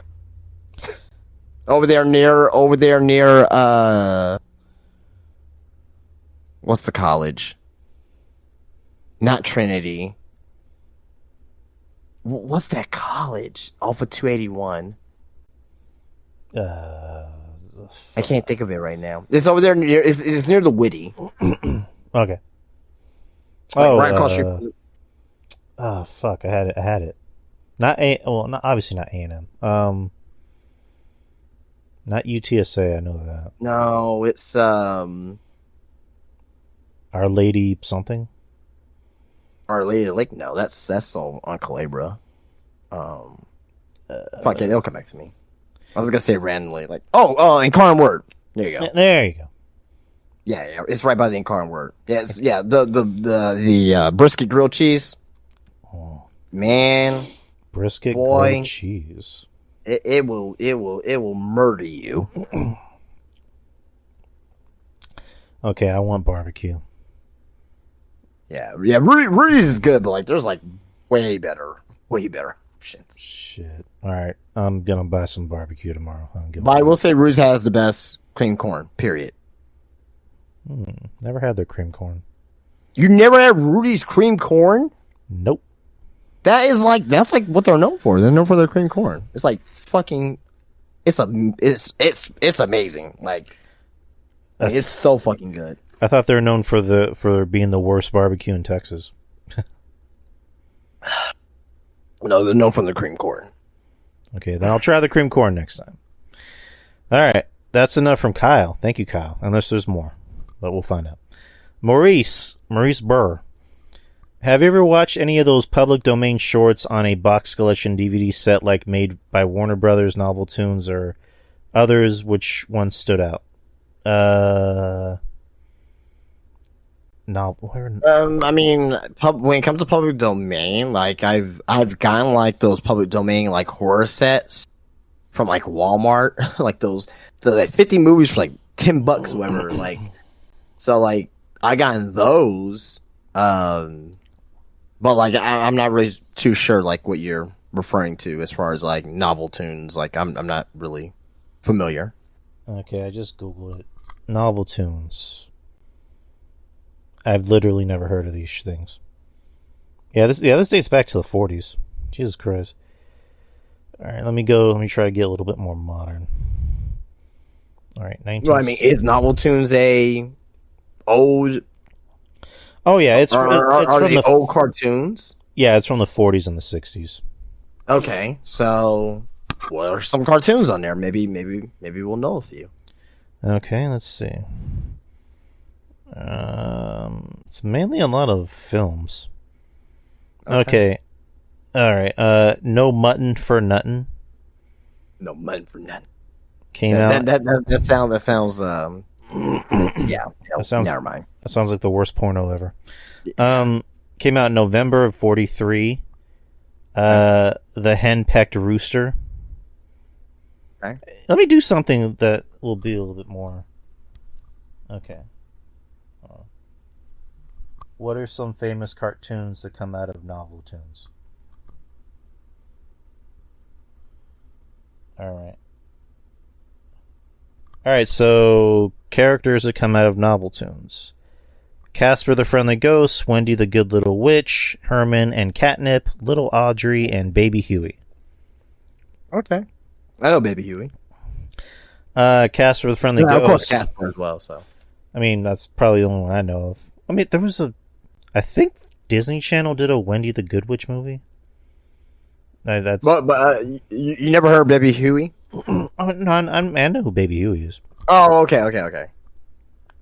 Yeah, but Casper the Friendly Ghost, I saw the live action ones. I don't think I watched the actual cartoons. And they had a 90s cartoon, if I'm not mistaken, too. No, they did. Yeah. Hold on, and I just got kicked out of the fucking questions. Jesus Christ. Come on. All right. Box collection DVD set made by Warner Brothers. This is a really broad question. Okay. Public domain cartoons. Well, I mean, to answer the question short, I've seen some, but not like that DVD set. No, I never seen the DVD set ever. Yeah, I can't really think of any at the moment, Maurice. If I think of some, I'll message you personally on Twitter, and I'll discuss it with you, because I can't really think of any at the moment. This thing's gonna fall. Okay. What favorite classic SpongeBob episode from season 1 through season 3? For me, it's the hash slinging slasher. I don't know if that falls into that category, but that's my favorite.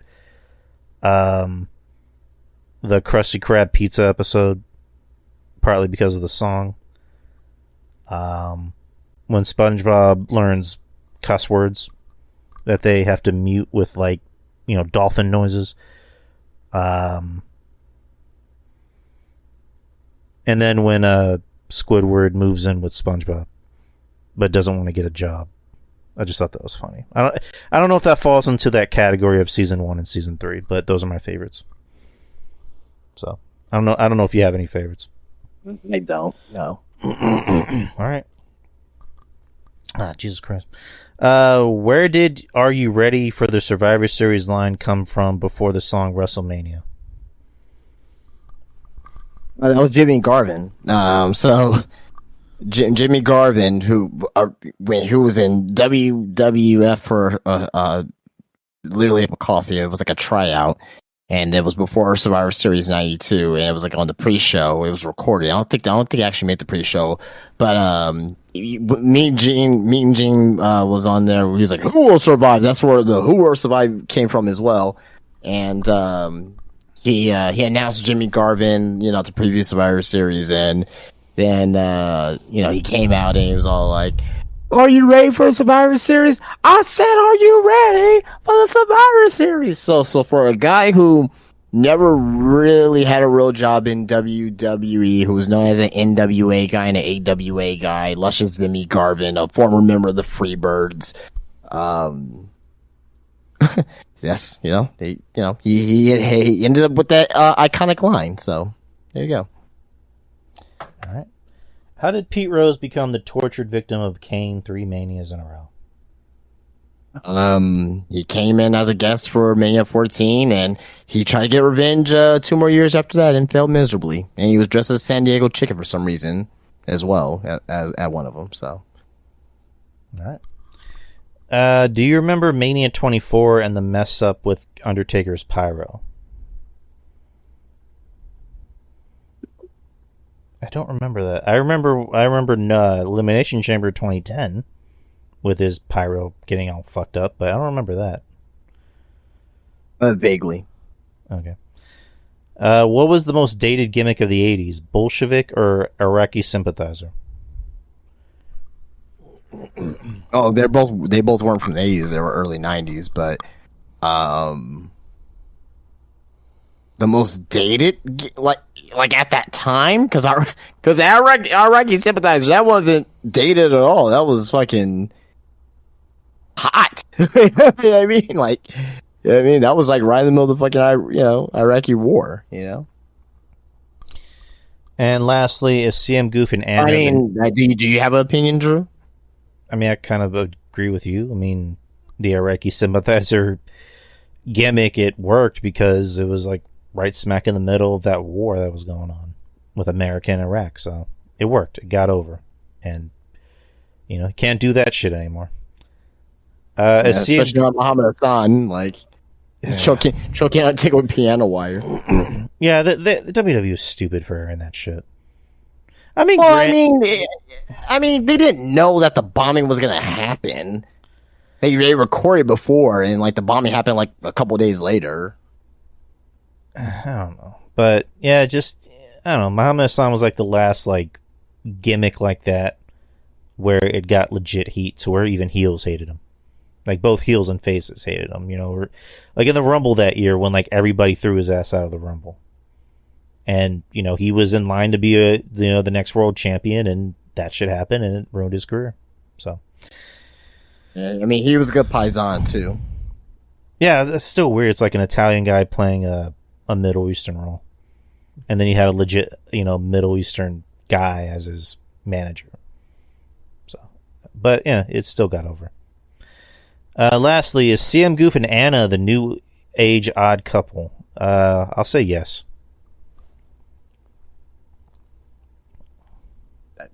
I don't know. Okay. Thank you, Maurice. Savage Elite has the next batch of questions, and it gets very interesting. Okay. Best early WrestleMania from 1 to 10. Sorry, I was drinking.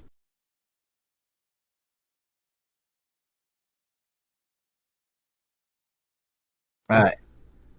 Oh, yeah, I thought you were going to answer first, but 8. I'll go with 8. That was pretty good. Best modern WrestleMania from 34 to 39. From 34 to 39,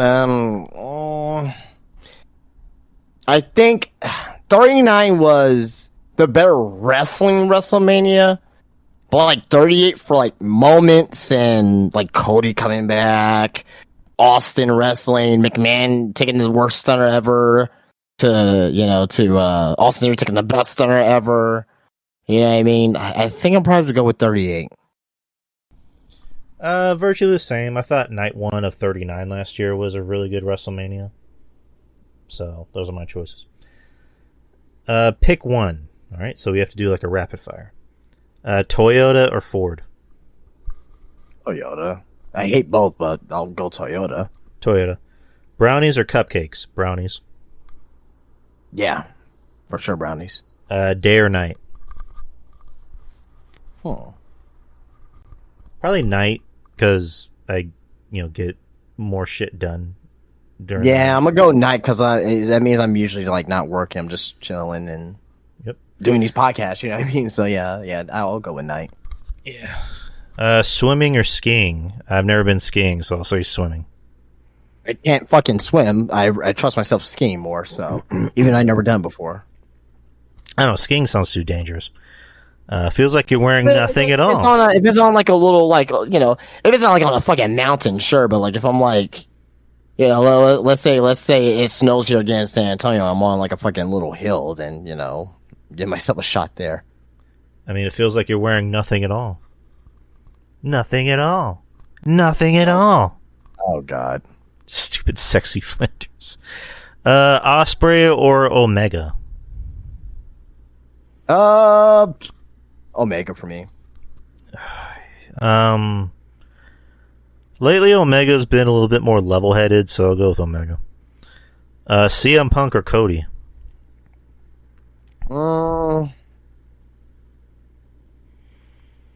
Like, man, I'd rather have Punk. Yeah, I love Cody, but you know, Punk is a jack of all trades. I love both, but Punk is Punk. Like, come on, Punk all day. Hot dog or hamburger? Hamburger. Yeah, hamburger. That's not even a debate. Metallica or Nirvana? Nirvana's overrated, so I'm gonna go with Metallica. I like Nirvana. That's me. Aliens or zombies? Zombies. Aliens. I don't know. Aliens are cool. Chucky or Leprechaun? I guess Chucky. Chucky. Gatorade or Powerade? Gatorade. Well, yeah, Gatorade. Powerade has this. They have this strawberry lemonade. One is really fucking good. Really fucking good. My throat. Yeah, you're good. I mean, that sounds good. I might try it. But yeah, for me, was it, what the fuck's it called? Not lime, but lemon flavored Gatorade. You know what I'm talking about, right? Lemon, cucumber. Oh yeah, no. I know what you're talking about, but no, I'm not drinking that shit. I'm drinking that shit, especially on a hot day and it's cold. Oof. Love it. You rather you give me that or fucking, you know, warm milk. I'll take my chances with the milk. I don't know. I always feel like I'm alone on certain things. I feel like I'm the only one that likes oatmeal raisin cookies, and I like oatmeal raisin. I mean, it's definitely not my first choice, but like if you get like, hey, you want an oatmeal raisin cookie from Tip Streets? Yeah, I'll eat it. Or, you know, cherry Dr. Pepper. I don't know. I feel like I'm alone. I love cherry Dr. Have you ever had the cream soda Dr. Pepper? I haven't. Oh my fucking God, you gotta drink that shit. I'm staying away from soda. I'm staying away from soda because, you know, I'm back in the gym now. And I'm trying to stay away like from cramps playing basketball. But holy fucking shit, that's good, man. I will try it. I mean, it's so fucking good. I want to try and stay away from soda. It's tough, but I'm trying. All right. So next question from Mr. Elite. What advice can you give to somebody who wants to grow their social media? Know your audience. Be you. Be engaging. Find something that you're passionate about, and your audience will know that you're passionate about it, and they will pretty much hang on your every word. They will love you for it.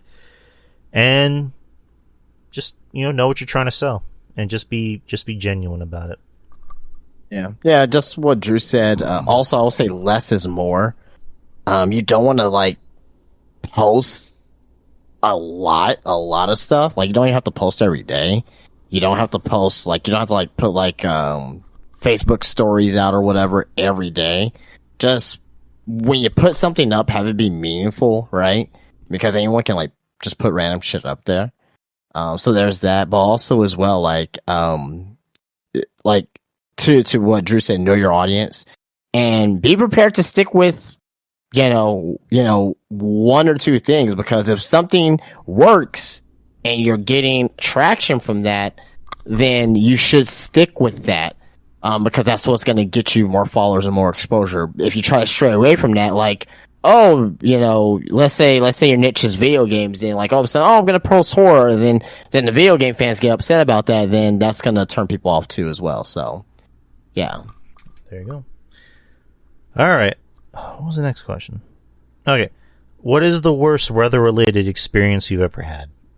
Probably when it snowed here. I would say when it snowed 3 years ago, and when it when it hailed. I think it was like in 1999 or 2000. Yeah, those are my experiences. I mean, the snow. I think the snow was overrated. But I mean, did you lose power? Unfortunately, I didn't lose power because allegedly, if you live near like a rescue station, like a firehouse, police station, hospital, you don't lose power, and we live by a firehouse. Okay. So, yeah, to me, that was over. I didn't lose power, so that was overrated for me. The snow, yeah, I mean, it was just cold, pretty much.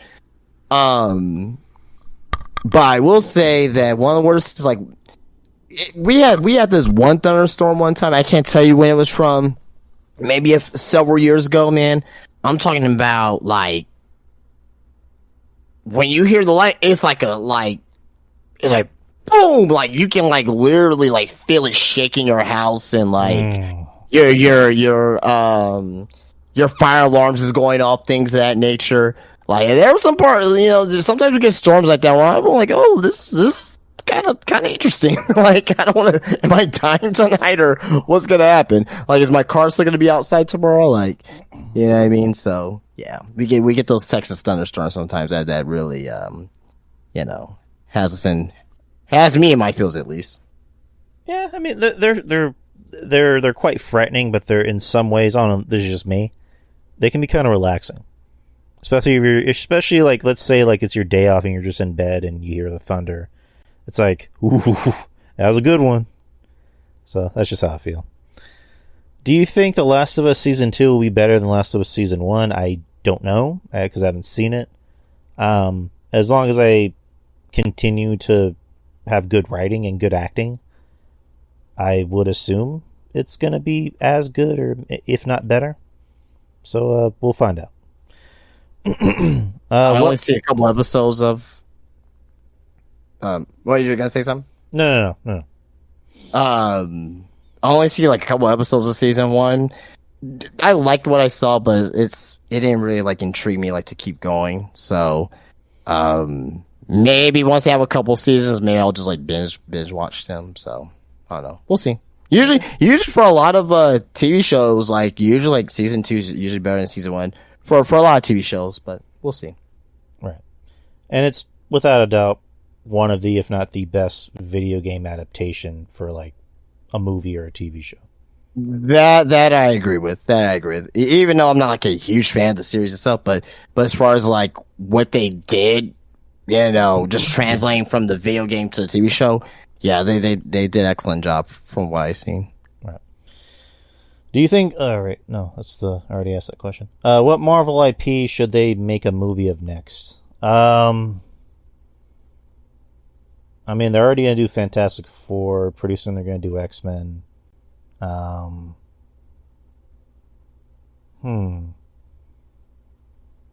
would like to see a Ghost Rider movie in the style of like a horror kind of feel.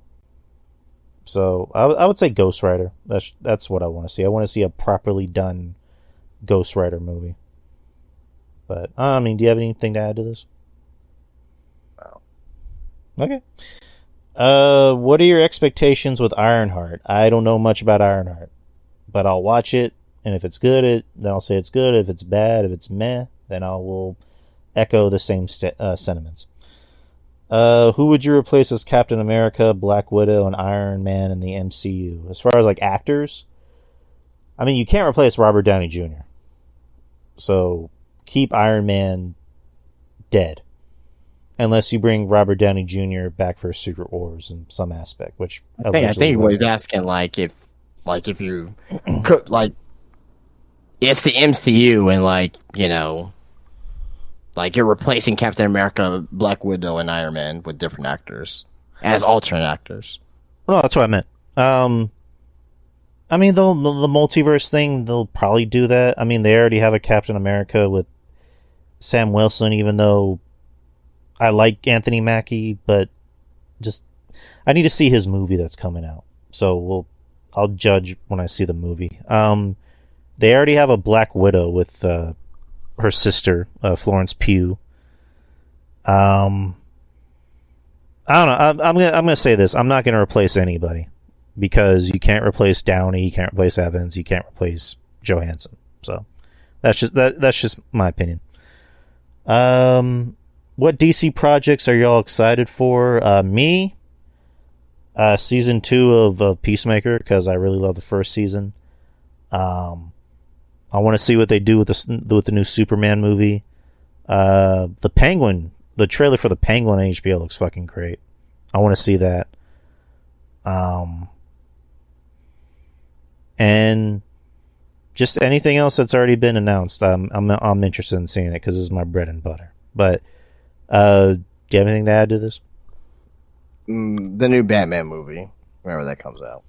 It got delayed, so it's going to come out in 2026. So I'll be waiting. All right.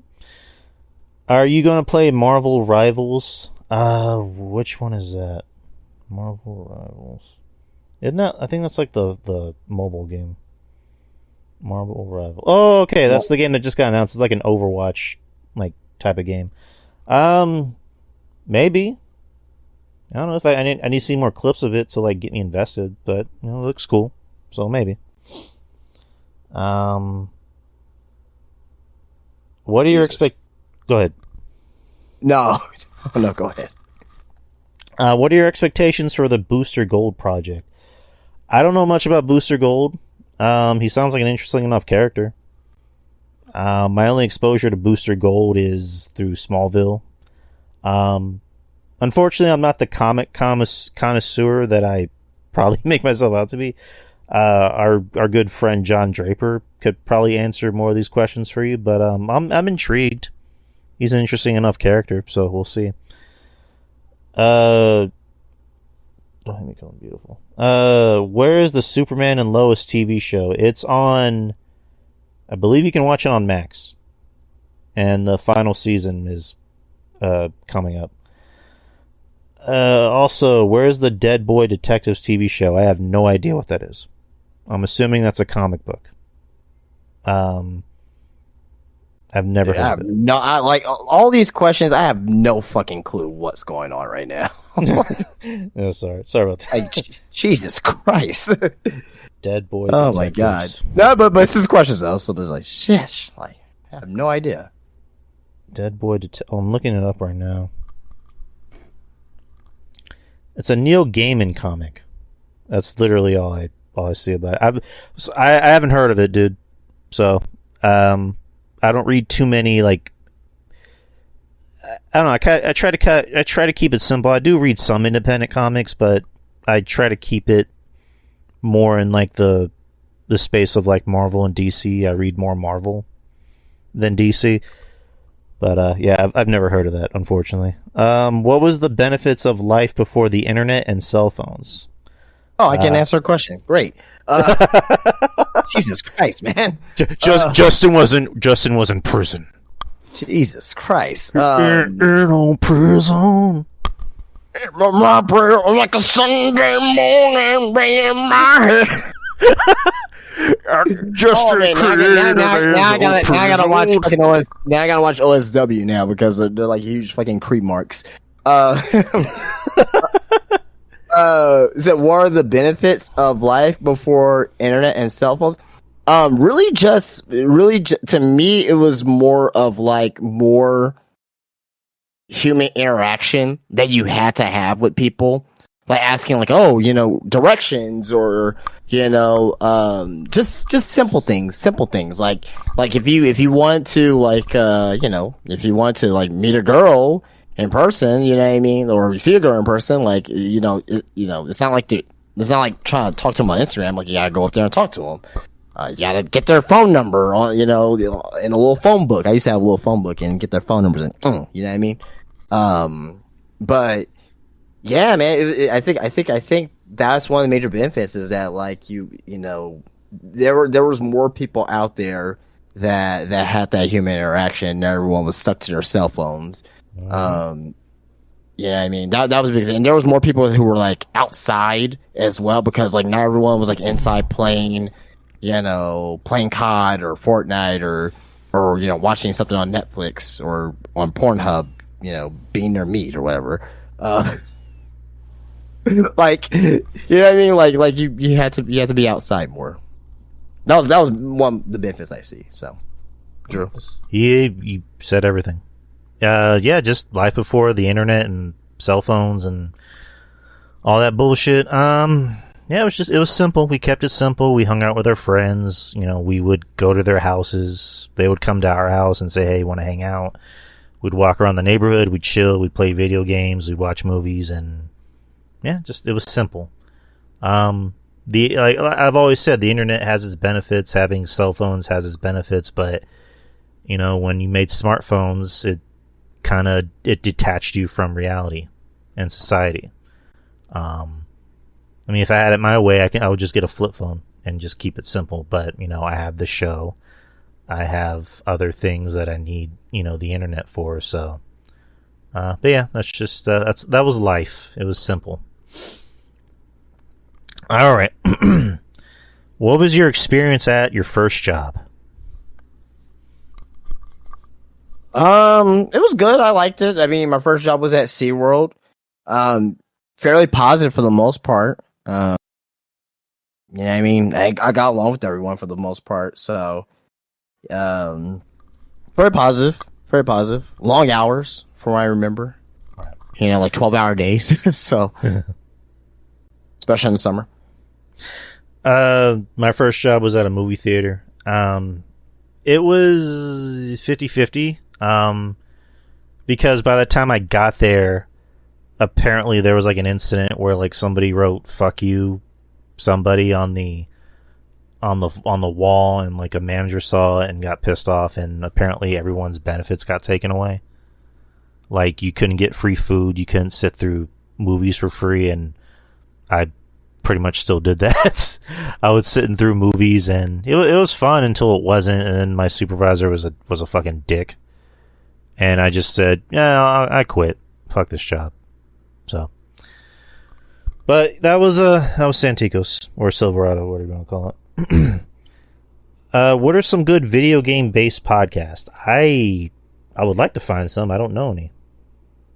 Side scrollers. So side scrollers for sure. They're weekdays. Like, I think they start like at 11 a.m. They do like usually like an hour, 2-hour podcast, but side scrollers. So if you guys are familiar, are you familiar with Screw Attack from back in the day? Like maybe like 15 years ago, 20 years ago, almost. Well, 15 years, yeah. I'm sorry, what was it called again? Screw Attack. I don't know. No. All right. So they were based out of Dallas. They had about 1 million subscribers on YouTube, and so Stuttering Craig, that was his name. He that was his brand of Screw Attack, and it eventually got sold off to Rooster Teeth. So one of the podcasts that he had on the original Screw Attack was called Side Scrollers, and basically just go over video game news and things of that nature. So he brought it back last year, and now he's been doing podcasts every day with like hosts and things of that nature. So if you're just like like funny type of humor podcast, things of that nature, but they talk about video games and they talk about like new stuff coming out, things of that nature, and just other things as well within the video game community. It's a good listen. Yeah, so it'll be the Side Scrollers channel on YouTube. But yeah, I don't listen to it every day, but I catch a listen to it maybe like a couple times a week. Good stuff. Cool. All right, and top off this Q&A, which we've been going a little over, close to 2 hours. We got a tier list, and it's about video games. So this should be interesting. All right, so just let me know when you have yours open. Yeah, it's open. All right, so I'm going to start it off. Pac-Man.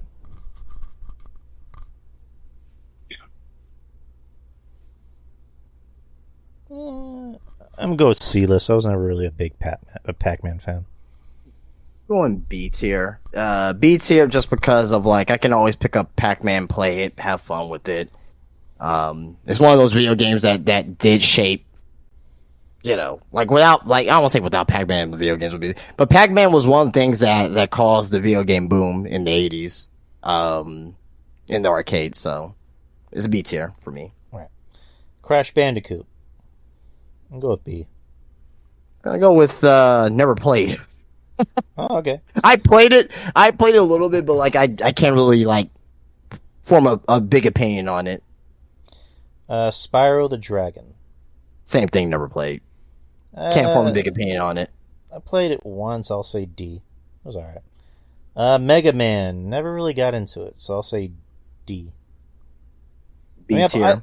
I played them, I just never was that crazy about it. B tier for me, Mega Man. So the original Mega Man's, but Mega Man X is one of my favorite Super Nintendo games of all time. It is so fucking fun. Just everything you could do in that game. Just the music, the gameplay.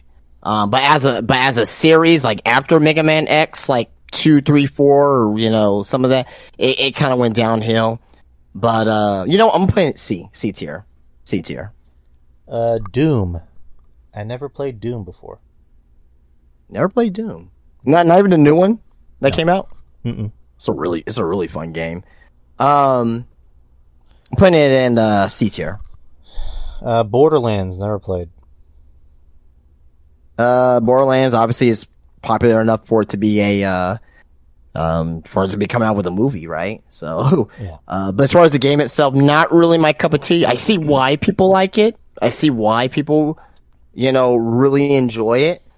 But for me personally, not really my cup of tea, so I'm gonna go D. All right. Arkham Asylum, that's an S for me. A tier. I think Arkham Asylum is like the best superhero video games ever. Exactly. In my opinion. I'm assuming they're fantastic. I'm assuming this is Kingdom Hearts. I've never played. Kingdom Hearts, yeah, that's Kingdom Hearts, yeah. Never played. Played a little bit. I like it. I just like RPG games. They're hard for me to go back and finish because there's so much in it. But for what I play, I enjoyed it. C, bottom C. All right. Tekken. I love Tekken. Love Tekken. It's for me, it's top of B right now. I may move it to A, possibly, depending on how this list goes. But I love Tekken. I'm gonna go with B. Have no idea. Is that Half-Life? That's Half-Life, yeah. Never played it. Played it, very, very good. The second game, I didn't play the first game. I just played Half-Life Part 2. I mean, I'm gonna C tier, bottom C. Right. I did like Half-Life 2 though. That was a very good game. Elder Scrolls, never played it. Never played Skyrim. You never played Skyrim? No. No, I haven't. Yes, I'm asking you. No, I haven't played it. Oh, you haven't played Skyrim? Okay. No.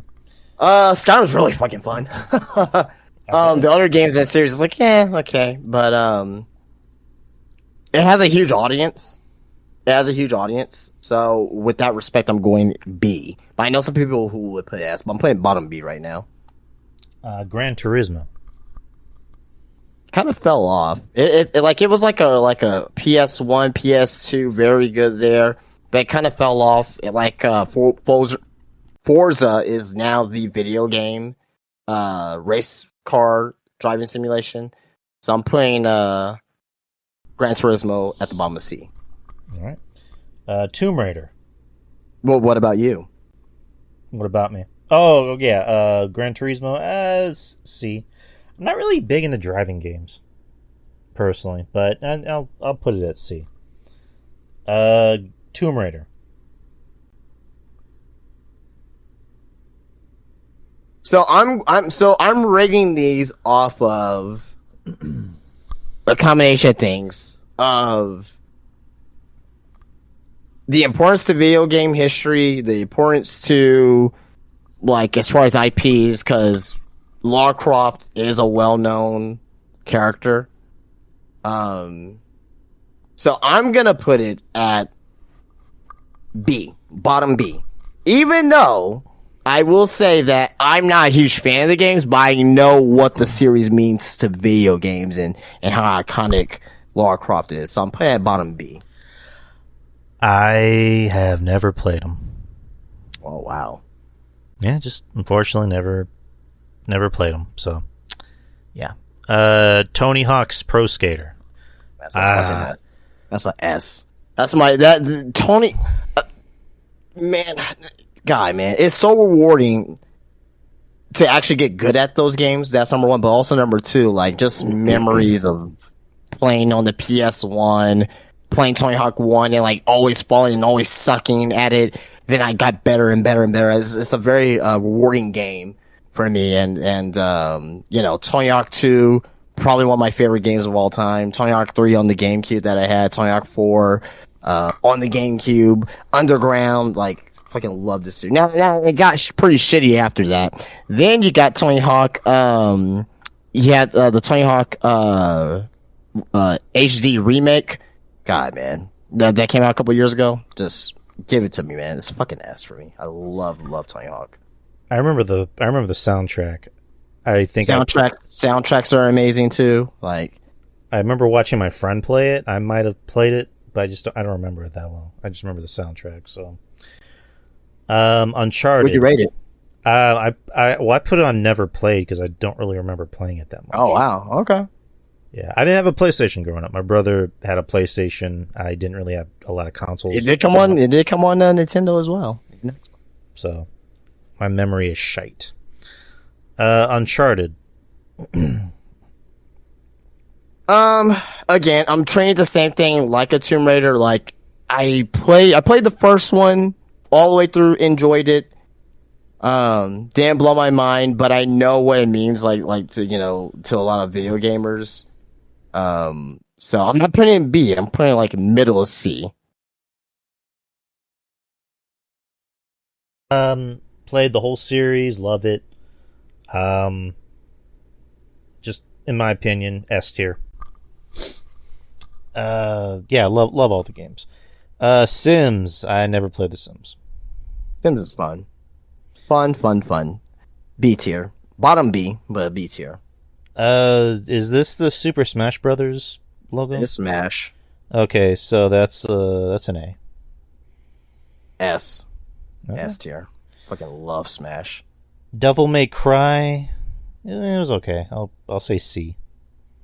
Yeah, C tier as well. Yeah. What's this logo? That is Metroid. Oh, okay. Yeah, it's Ruben Prime shit. I'll say C. The original Metroid, Super Metroid, Metroid Prime, those are my three games right there. Metroid Prime and Super Metroid, if you would have told me, like, hey, that's the best video game I've ever played, I'm not gonna tell you anything bad. There's some other game, like Other M, like, you know what I mean? But I'm gonna go B. Bottom B. Diablo, never played. Never played Diablo. I know how good the series is. I know people enjoy it and love it, and that, they really, really love, like, the looter style games, kind of like with Warcraft. I know it's important to video games. I just never played it to give a opinion on it. Right. I know. I know how important it is to people. Just not for me, unfortunately. Mortal Kombat. S. The best fighting franchise of all time. S. Yeah, you're not joking. Duke Nukem. I played one of them like a long time ago. So I'm gonna say Duke Nukem 3D, very good game. Everything else after that, I can give two shits about. D for Duke. Right. Even though Duke Nukem 3D was and Duke Nukem 3D and Duke Nukem 64 is the same game, but I really enjoyed that one. Outside of that, it's not good. Duke Nukem Forever. Like, have you heard the story of Duke Nukem Forever? No, what's up? Like, so Duke Nukem Forever was supposed to come out in like 2000, like 2002 or 2003, like very early in the 2000s, right? Like, you want to know how long it took for Duke Nukem Forever to come out? Was it forever? Literally, it came out in 2011. And I think it was supposed to come out in like in like 2000 or 2001, because I know development was like starting like 98. So, yeah, one of the worst games ever. Duke Nukem Forever. Donkey Kong. I like Donkey Kong Country, obviously, and now if you're including like the arcade Donkey Kong as well, right? Can't forget about that, right? The arcade versions of Donkey Kong and Donkey Kong Jr. Sure. Love Donkey Kong Country 1. Donkey Kong 64. I know some people love. It wasn't my cup of tea. Then Donkey Kong Country Returns. That was very good. Give it a B. A very strong B. I'm giving it like a higher B, not top B, but like high B. I will give it a C plus. Didn't overly love the games, but I enjoyed them for what they were. So C plus. Dark Souls, never played them. I hear a lot of great things about those games. They're as hard as hell. I ever actually? No, I don't think I ever played it. I don't think I never played not once, so I can't really give an opinion on it. But I know that the people who played it love it, so that should tell you something. Maybe I should go back and give it a try. Yeah, like you said, those games are hard, and like I heard someone say, yeah, be ready to die like every 5 minutes. It's fine. I mean, whatever. It's a game. Super Mario Brothers. Fucking S, like it's an S. The most easiest, simple game to play. Well, not even just that. Like, it's fucking Mario. Yeah, exactly. Like everyone it changed video games. Like, it made video games popular. Like, everyone know who Mario is. Like, I'm pretty sure your 75-year-old grandma knows who Mario is. Like, like at one point he was more recognizable than Mickey Mouse. Yeah. You know what I mean? Like, that's how popular Mario was and still is. Yeah, you're not wrong. Final Fantasy. I haven't played all the Final Fantasy games. There's a shit ton of them. I played a lot of the important ones. I'm not really an RPG guy, but I know how important this game series is to video games in general. So with that being said, I'm giving that a B, middle B. But if someone were putting their S tier, like, I'm not gonna complain to them like, oh, that's wrong. Like, no, it's, I can see why it could be a S tier game for sure. Never played. Just wow. I don't know. Never crossed my mind, unfortunately. Madden. Okay. I hate Madden. So Madden. Early Madden games like the PS1, 64, all the way through like PS2, GameCube, and early Xbox 360. Memories of S tier for me. After that, it goes down for me tremendously. To me, it's top C. I'm gonna say F because I fucking hate Madden. Just F tier? So many memories of screaming and losing my voice and broken controllers because of Madden and Live. Oh my gosh, Jesus! I mean, I've had better memories with Live, but I've also had trauma with Live. So, oh my gosh, yeah, I never broken a controller in my life. Yeah, just one of my closest friends, like since childhood, because I have a PS2 and I bought Live, 05, and that was kind of our thing growing up. And he's like, yeah, you want to play it? I'm like, no, I'm not fucking playing you on that game. I don't need to relive any trauma from high school. And he's like, okay. So, I've never broken a controller because my mom or my dad, they will not buy me another controller. So I'd be sure not to break it. yeah. I mean, my controller breaking days didn't start till like, when I was old enough to get a job and buy my own shit. Yeah, because, my parents were like, you bought it, you can buy your own. I was like, all right.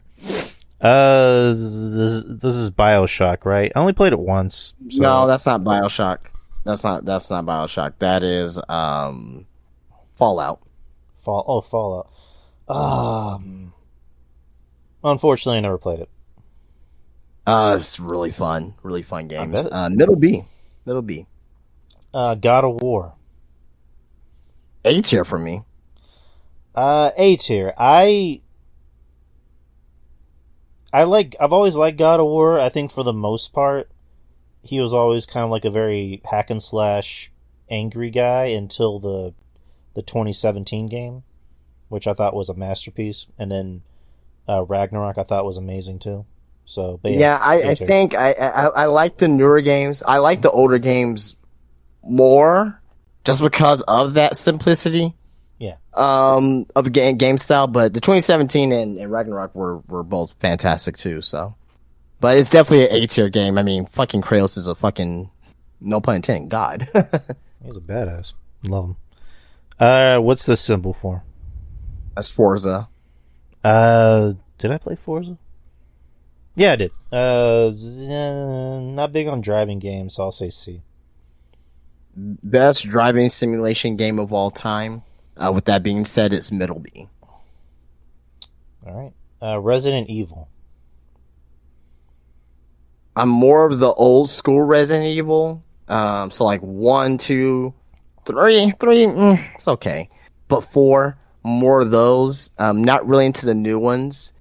Now, with that being said, that was an A experience for me for those 4 games.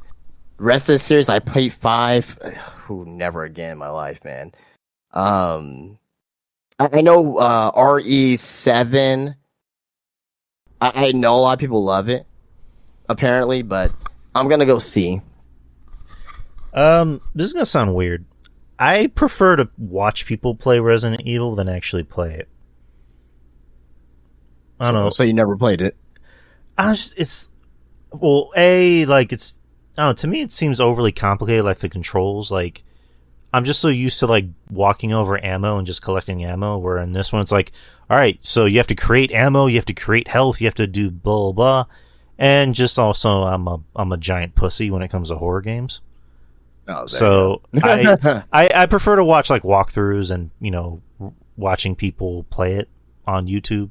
So with that being said, B. I'll give it B tier. Spider-Man for PlayStation 4. That's an S for me. B tier, middle B. All right. Good games, but it's not Batman to me, but still good. I enjoy them. Pokemon. That's an S tier for me.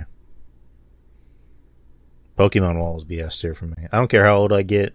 When there's a new Pokemon game, I'm gonna be hyped.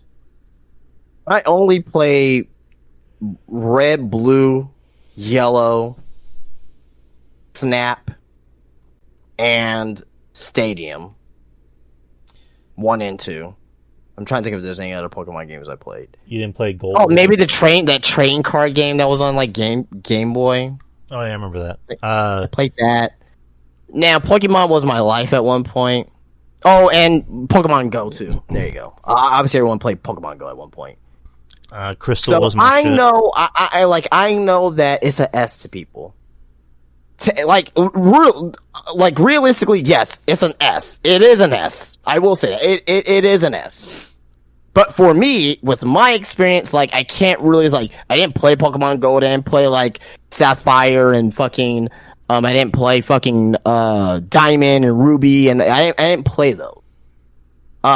So, B tier. Bottom B at that. Played all of them.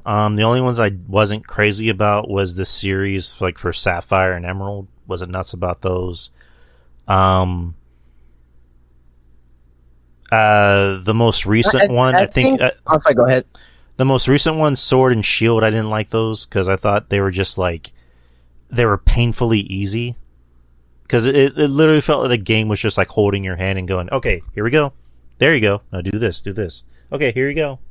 Like I don't know. I like a challenge in games. I think the issue with Pokemon with me is that like when I was like 10 years old, 11 years old, like, okay, you got the first 150 Pokemon, and Mew was 151.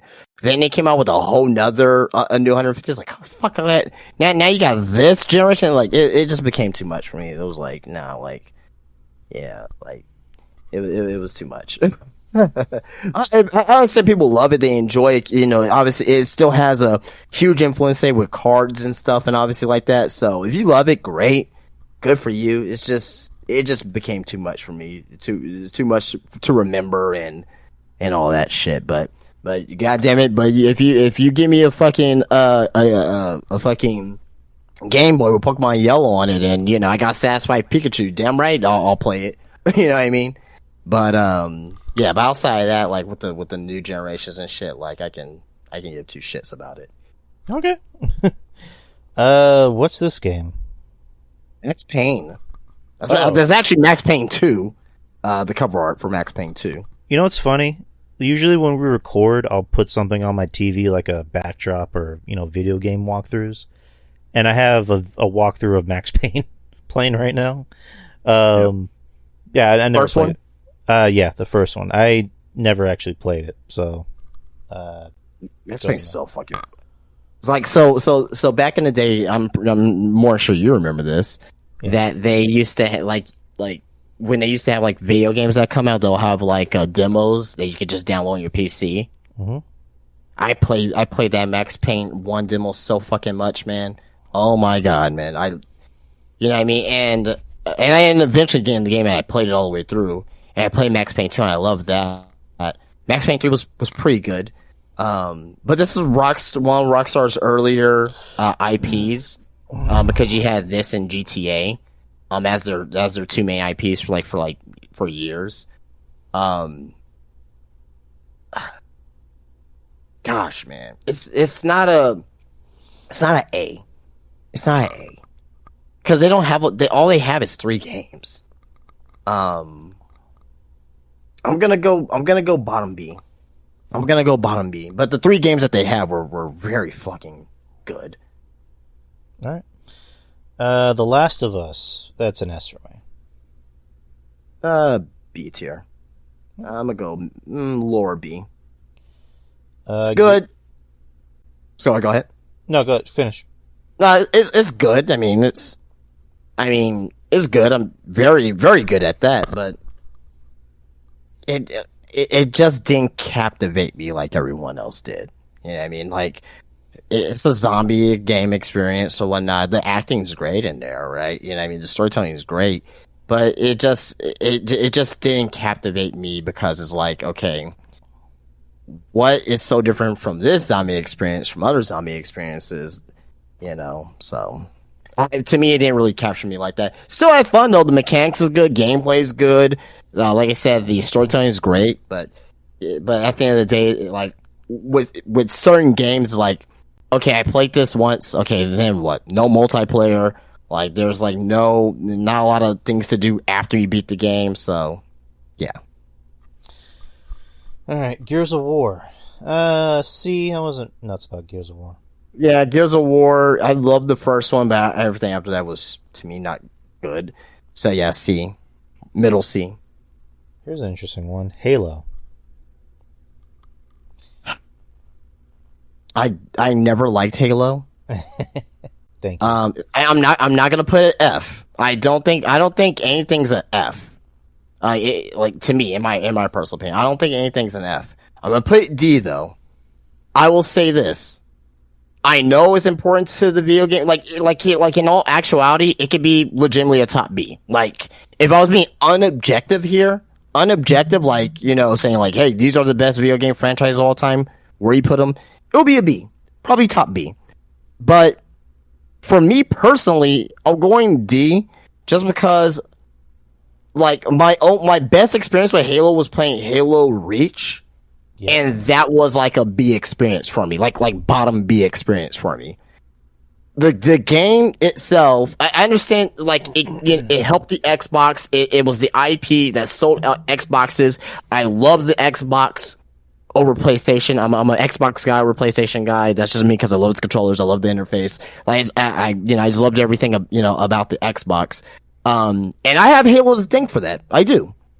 But as far as the game itself, the controls, I always thought the controls were it felt very tanky and very slow and very, it didn't move fast enough for me because I was used to more, faster shooters like Quake, even though I'm not a huge Quake guy, but Quake was like overly fast. The 007 games from back in the day, they were faster. Halo, it just didn't do it for me. But obviously a lot of people loved it and it sold a lot of copies of video games. But just for me personally, like I just can't give it that recognition the way that everyone else loves it. Yeah, I never liked Halo. I mean, Halo Reach, I put in more hours. Like I'm still sad whenever I turned in my 360 to get my 1. I forgot, and I didn't keep the whatchamacallit, the deal that saves all your data. Yeah.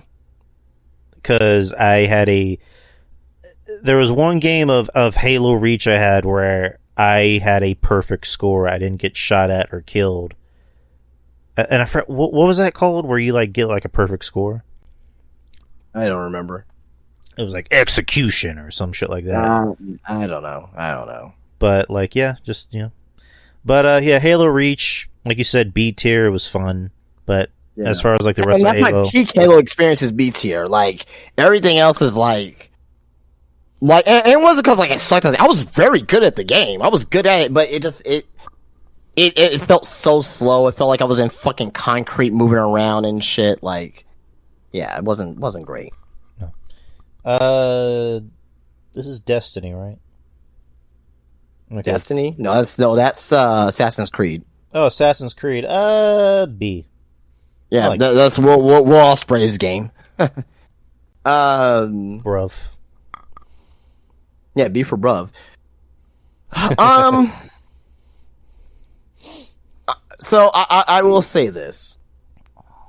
I'm gonna make a call here. Even though I just said about Halo, legitimately it's a B tier game, and but I will say this: Assassin's Creed, I am not a huge fan of, but I know what it means to people, and there's some. I had some very enjoyable experiences in Revelations, and I played Black Flag, Assassin's Creed 2, obviously, Assassin's Creed 3. Yeah, I mean that one appealed to me a lot because it was American. I know American history. Let me play this one. So I'm gonna give it top B. Yeah, virtually the same. I'll give it a B. I mean, I have the games. I still have a 360, and I bought a big chunk of the games, like Part 1, 2, yada yada yada, Black Flag. Yeah, they're fun games. They're a little overly complicated because there's so much in it. I don't have a problem with side missions, but with this game it's so broad and there's so many fucking side missions that it's just oh shit. But like you said, I know what it means to people. I know people love it. I think they're very well made and fun games, and you get to learn about history. That's true. Yeah. But I'll go with B. Upper B, B plus. Ratchet and Clank. I have the first game that I bought off of the PlayStation Store, and I haven't played it. I bought it because it was on sale. I never played Ratchet and Clank. If I would have played it, and again, I know what it means to people. I'm assuming it's maybe a C tier, top C, bottom B, but I can't really form an opinion because I never played the game. Okay. I put never played, even though I have it, which is weird. Mario Kart. F, because I've had so many fights with my wife about Mario Kart.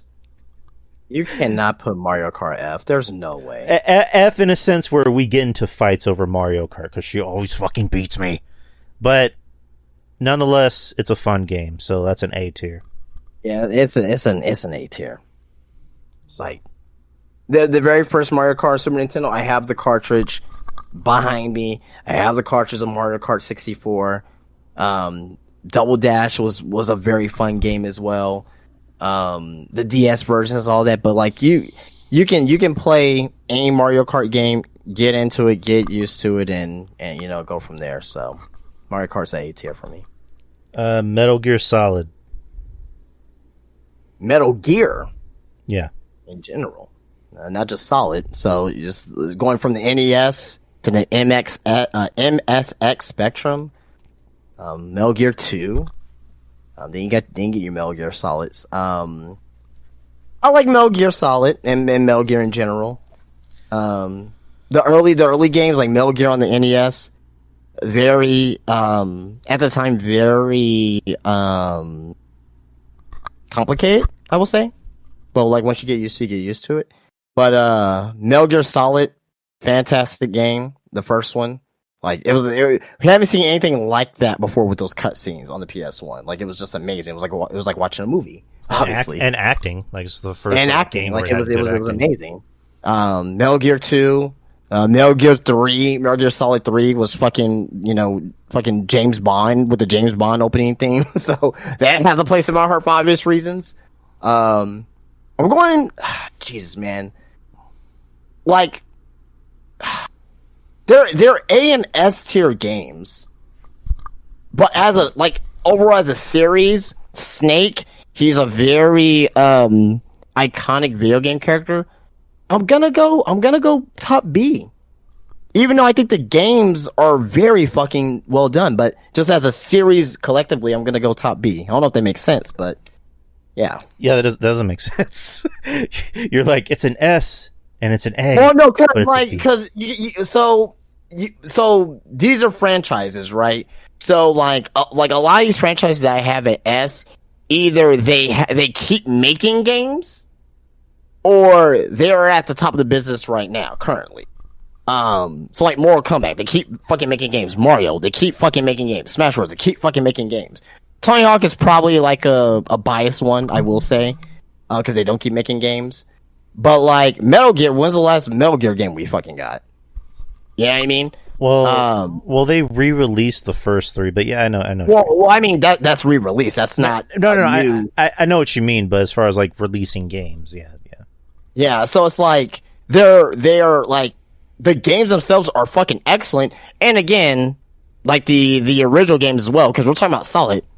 Has anyone here in the chat played the original Metal Gear? Has anyone played Metal Gear 2? Well, I'll wait.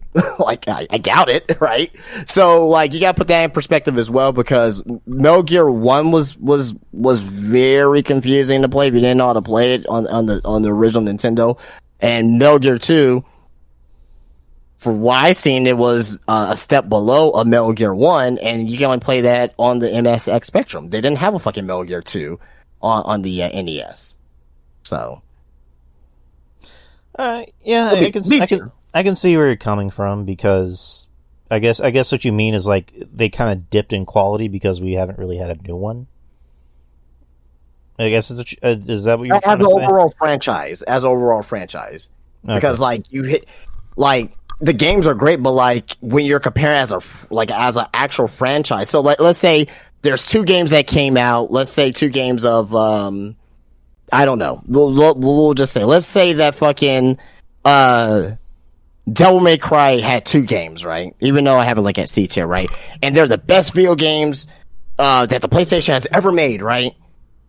Well, can you really rate that as a S tier franchise with two fucking games, and the last game came out in like 2008? Like, could you really make that as a S tier franchise when there's franchise like Super Mario that makes games every fucking year, and fucking Smash Bros that keeps pumping out content, and Mortal Kombat that makes games, well, not every year, but they keep making games consistently? Like, it's kind of, you know what I mean? I guess I see where you're coming from. Yeah, I'll give it a B. No, you don't. I'm just kidding. It's getting late. I'm just gonna agree with you. Oh, all right. Grand Theft Auto. I know you love it. I never played it. Dude, it's the best video game franchise of all time. It's the best video game franchise of all time. It is, in my opinion, but legitimately, it created pop culture with Vice City along. Like, I mentioned this before, like, no one really cared about 80s pop culture.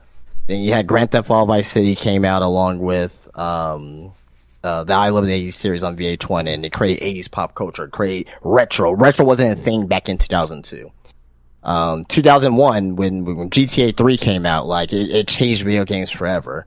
You know, San Andreas, people still call San Andreas the best GTA game of all time. I respectfully disagree. Fantastic game. People still reference, oh shit, here we go. Memes and shit till this day is still, out of it.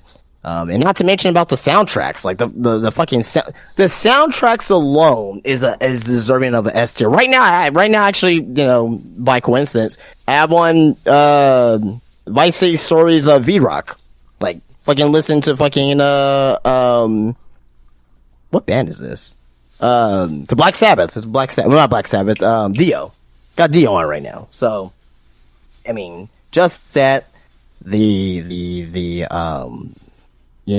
even just that, but the celebrity cast that you get in these games from Vice City with, Ray Liotta and Burt Reynolds and fucking, Lawrence Taylor doing voiceovers to fucking San Andreas with Samuel L. Jackson, and it's the best. It's the fucking best shit ever. I love it. Changed my life. All right, let's try to speed through some of these just so we're not cutting close to time, which we kind of already have. Is this a Star Wars game? That's Quake. Quake, never played it. I'm gonna go. I like it. I don't love it. C. Okay. Star Fox. I remember the Super Nintendo game. That was pretty fun. So C. Play 64? No, the Super Nintendo.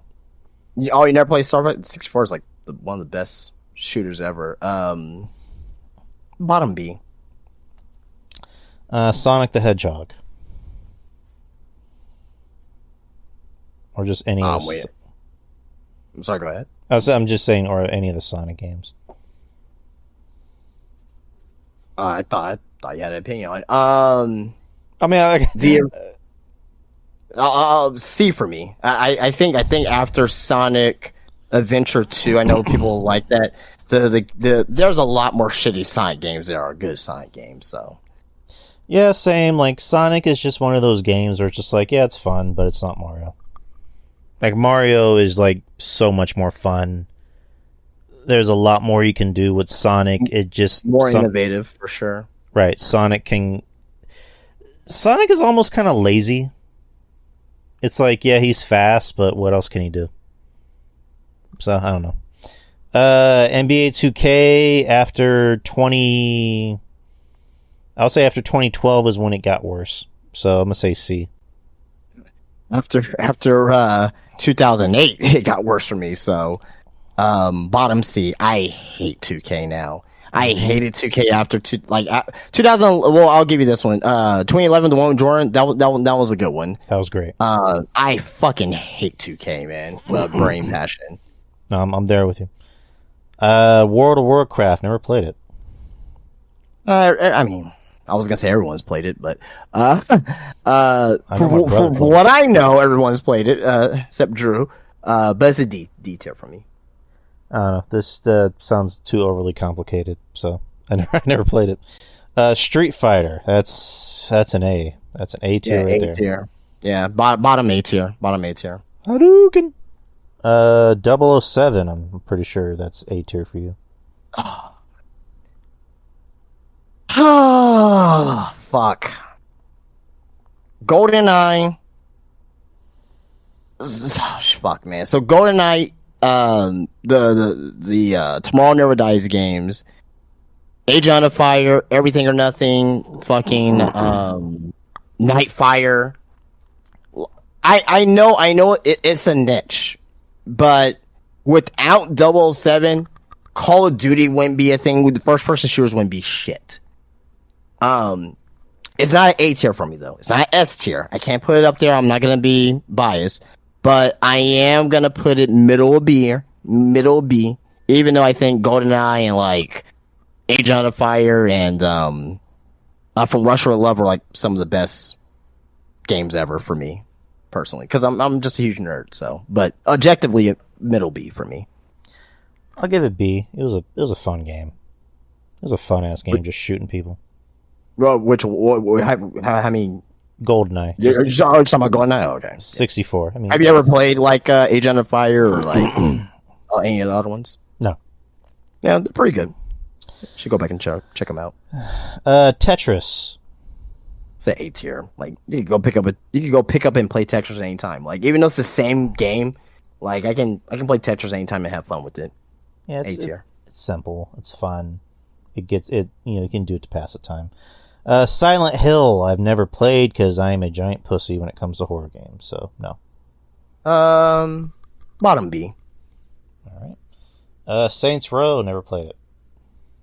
It is a knockoff GTA, and it's very not good. I mean, Saints Row 2 was pretty decent, but my maximum experience was probably like maybe middle B. This is a bottom C tier game, and I'm being nice with it. F-Zero. F-Zero? I never even heard of that. Never have F-Zero? Never heard of it. Then Captain Falcon Punch. I need to see a clip of it. But okay. Well, it's a Nintendo IP racing game. It's vaguely starting to come back to me. No, it's very hard as shit. So they had like F-Zero, they had F-Zero 64, F-Zero on the GameCube as well, which is fucking hard as shit. I'm going. I really enjoyed it. Like I thought Forza was gonna be my best racing game of all time, but I'm playing F-Zero, top B. Okay. At the moment, it's in. Never heard of it. I need to see maybe like a clip of it, so maybe like jog my memory. Red Dead, your fave. Bottom S tier. It's amazing. It's fucking incredible games. I know what it means to people. I remember watching my friend play it. I remember thinking this is a really good game. This is really well made. I have it currently. I have it for my PS3, and I will get to it. For the most part, I will say it's a just for me, just for somebody who hasn't really beaten it yet. I will say A tier. Very well made, very well acted, very good game. I'll just put it that way. So A. I mean, and just like, well, I don't want to spoil anything, but just Red Dead and Red Dead 2, how they just intertwine together, like it's just genius. Well, I think I kind of know what happens in Red Dead 2. Well, I mean, just for everyone who hasn't played it in the chat or who's interested in getting into it. So right. The Witcher, I played a little bit of it, and it wasn't for me. So I'll say, like you say, I know what it means to people. It's well made, but it's just not for me. So I'll say D.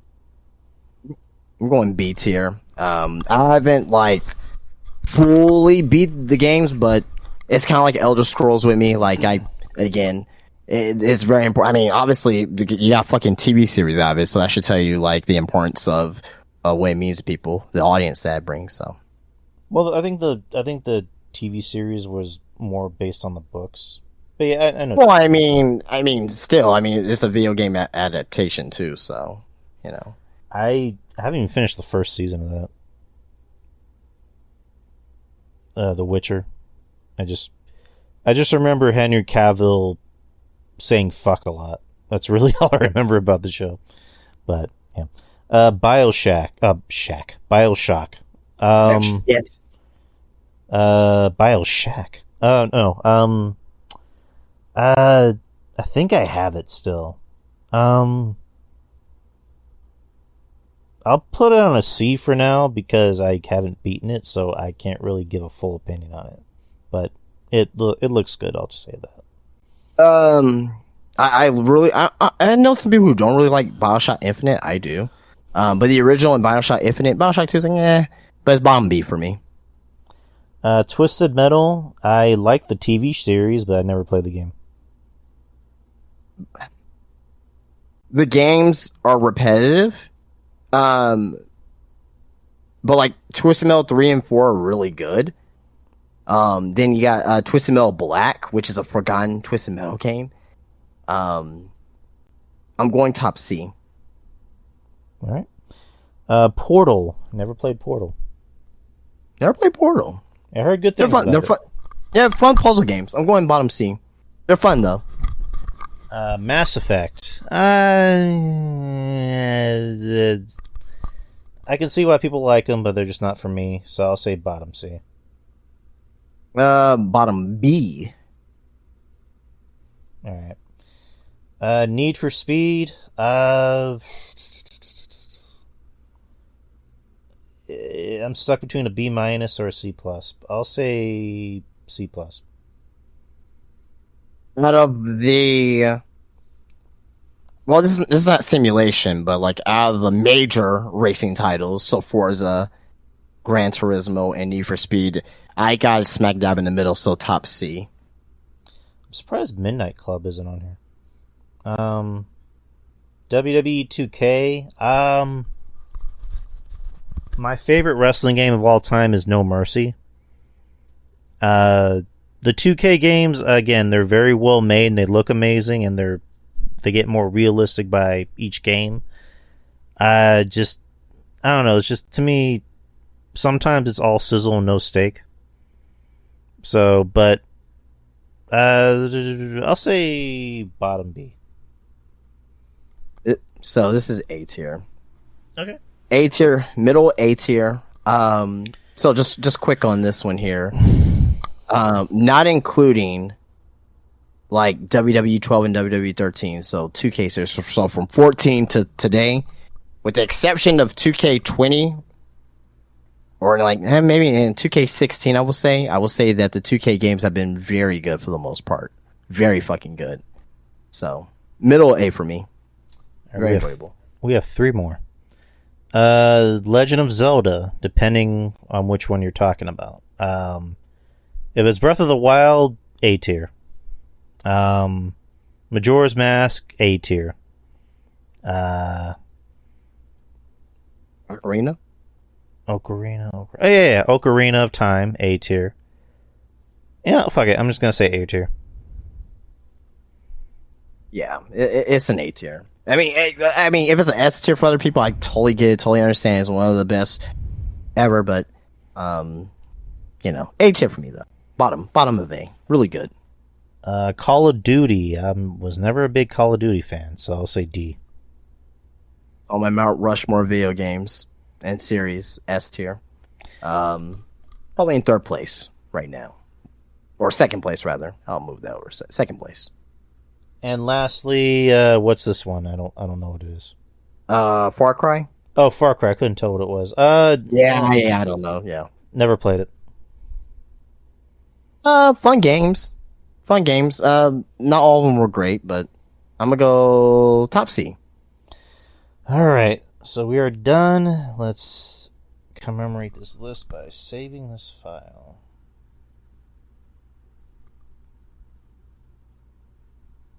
That was a lot of games. Oh yeah, a lot of games.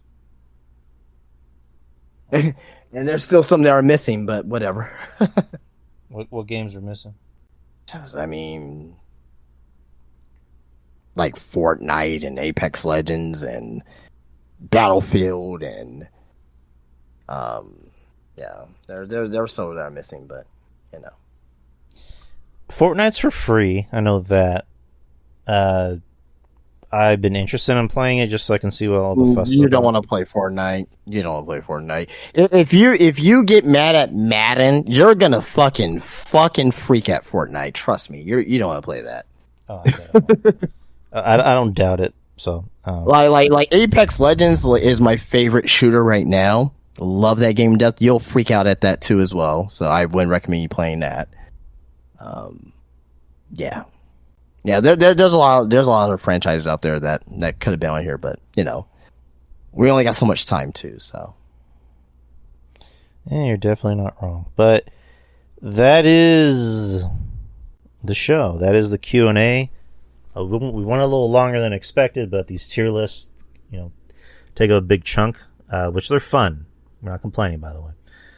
But we are done, peeps. Thank you for all your questions. And as usual, right after the show, you can send in your questions for the next show, which we need to schedule that already. So, all right. So obviously April. All right. So, what about April 27th? Does that sound good? I think I'm going to an indie show that night. Let me see. Let me check real quick. I think I'm going to indie shows back-to-back weekends because the 20th is Mission Pro. So I'm going to that. And I think the 27th is RCW. Let me double check real quick. Something's on the 27th. I know that. Hold on, let me check really quick. This is on the...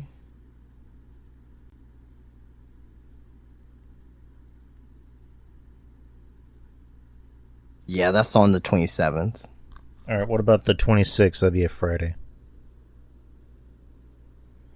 Yeah, that should work. Okay, then. All right, so the Q&A show for next month will be on a Friday. Friday the 26th, so I'll post it in a little bit. And as always, as soon as we get off here, guys, just post your questions. And just a reminder, just no weird, no gross questions, please. We're not prudes. Me and Justin aren't prudes, but it's just like, it's like, oh, which WWE wrestler woman would you like to suck your dick? And it's just like, it's just fucking weird. That's what it is. Like, I'll just call a spade a spade. It's just weird. It's like if Gigi why would y'all want to know like knowing other grown men vag, anal, or blood come on. Come on, let's keep it clean. Yeah, F, Marry, Kill, fine, that's cool, but you know what I mean. You never know. You never know. Kids maybe listen to this podcast. You never know. So you gotta think about that too. It's like, whose dick is bigger, Justin's or Drew's? And it's just like, nobody needs to know. Nobody needs to know. Nobody needs to know these things. Just, I don't know. I'm not trying to say be PG, but just, I don't know. Just be less weird. I mean, well, be weird, but depending on the weird. But just try not to, ask gross, inappropriate, questions that aren't really anyone's business but ours. So we'll just kind of keep it that way. But thank you for the questions. The questions were fun. And we will see you guys on Wednesday. That will be the, I guess you can call it our go-home show for Mania. Yep. And that will be a pretty packed show. So I'll try to see predictions. There's probably going to be a ton of news. Oh, yeah. Predictions and all that. So, yeah. And then fallout from, the CM Punk Ariel Wani interview on Monday. We'll see how that works out. The Bray Wyatt documentary. So Wednesday, we got you guys covered. We got, maybe there's probably going to be more news about, not just what's going on in WWE, but the indie shows going around. So apparently Shayna Baszler, she's going to be at Bloodsport. Maybe there's going to be some other WWE stars too as well. So hopefully we'll find that out too, by Wednesday. Yes, sir. All right. We are done for the night. We got to wake up early. So, anyways, ladies and germs, have a good night. Be safe. And we will see you on Wednesday. Peace out.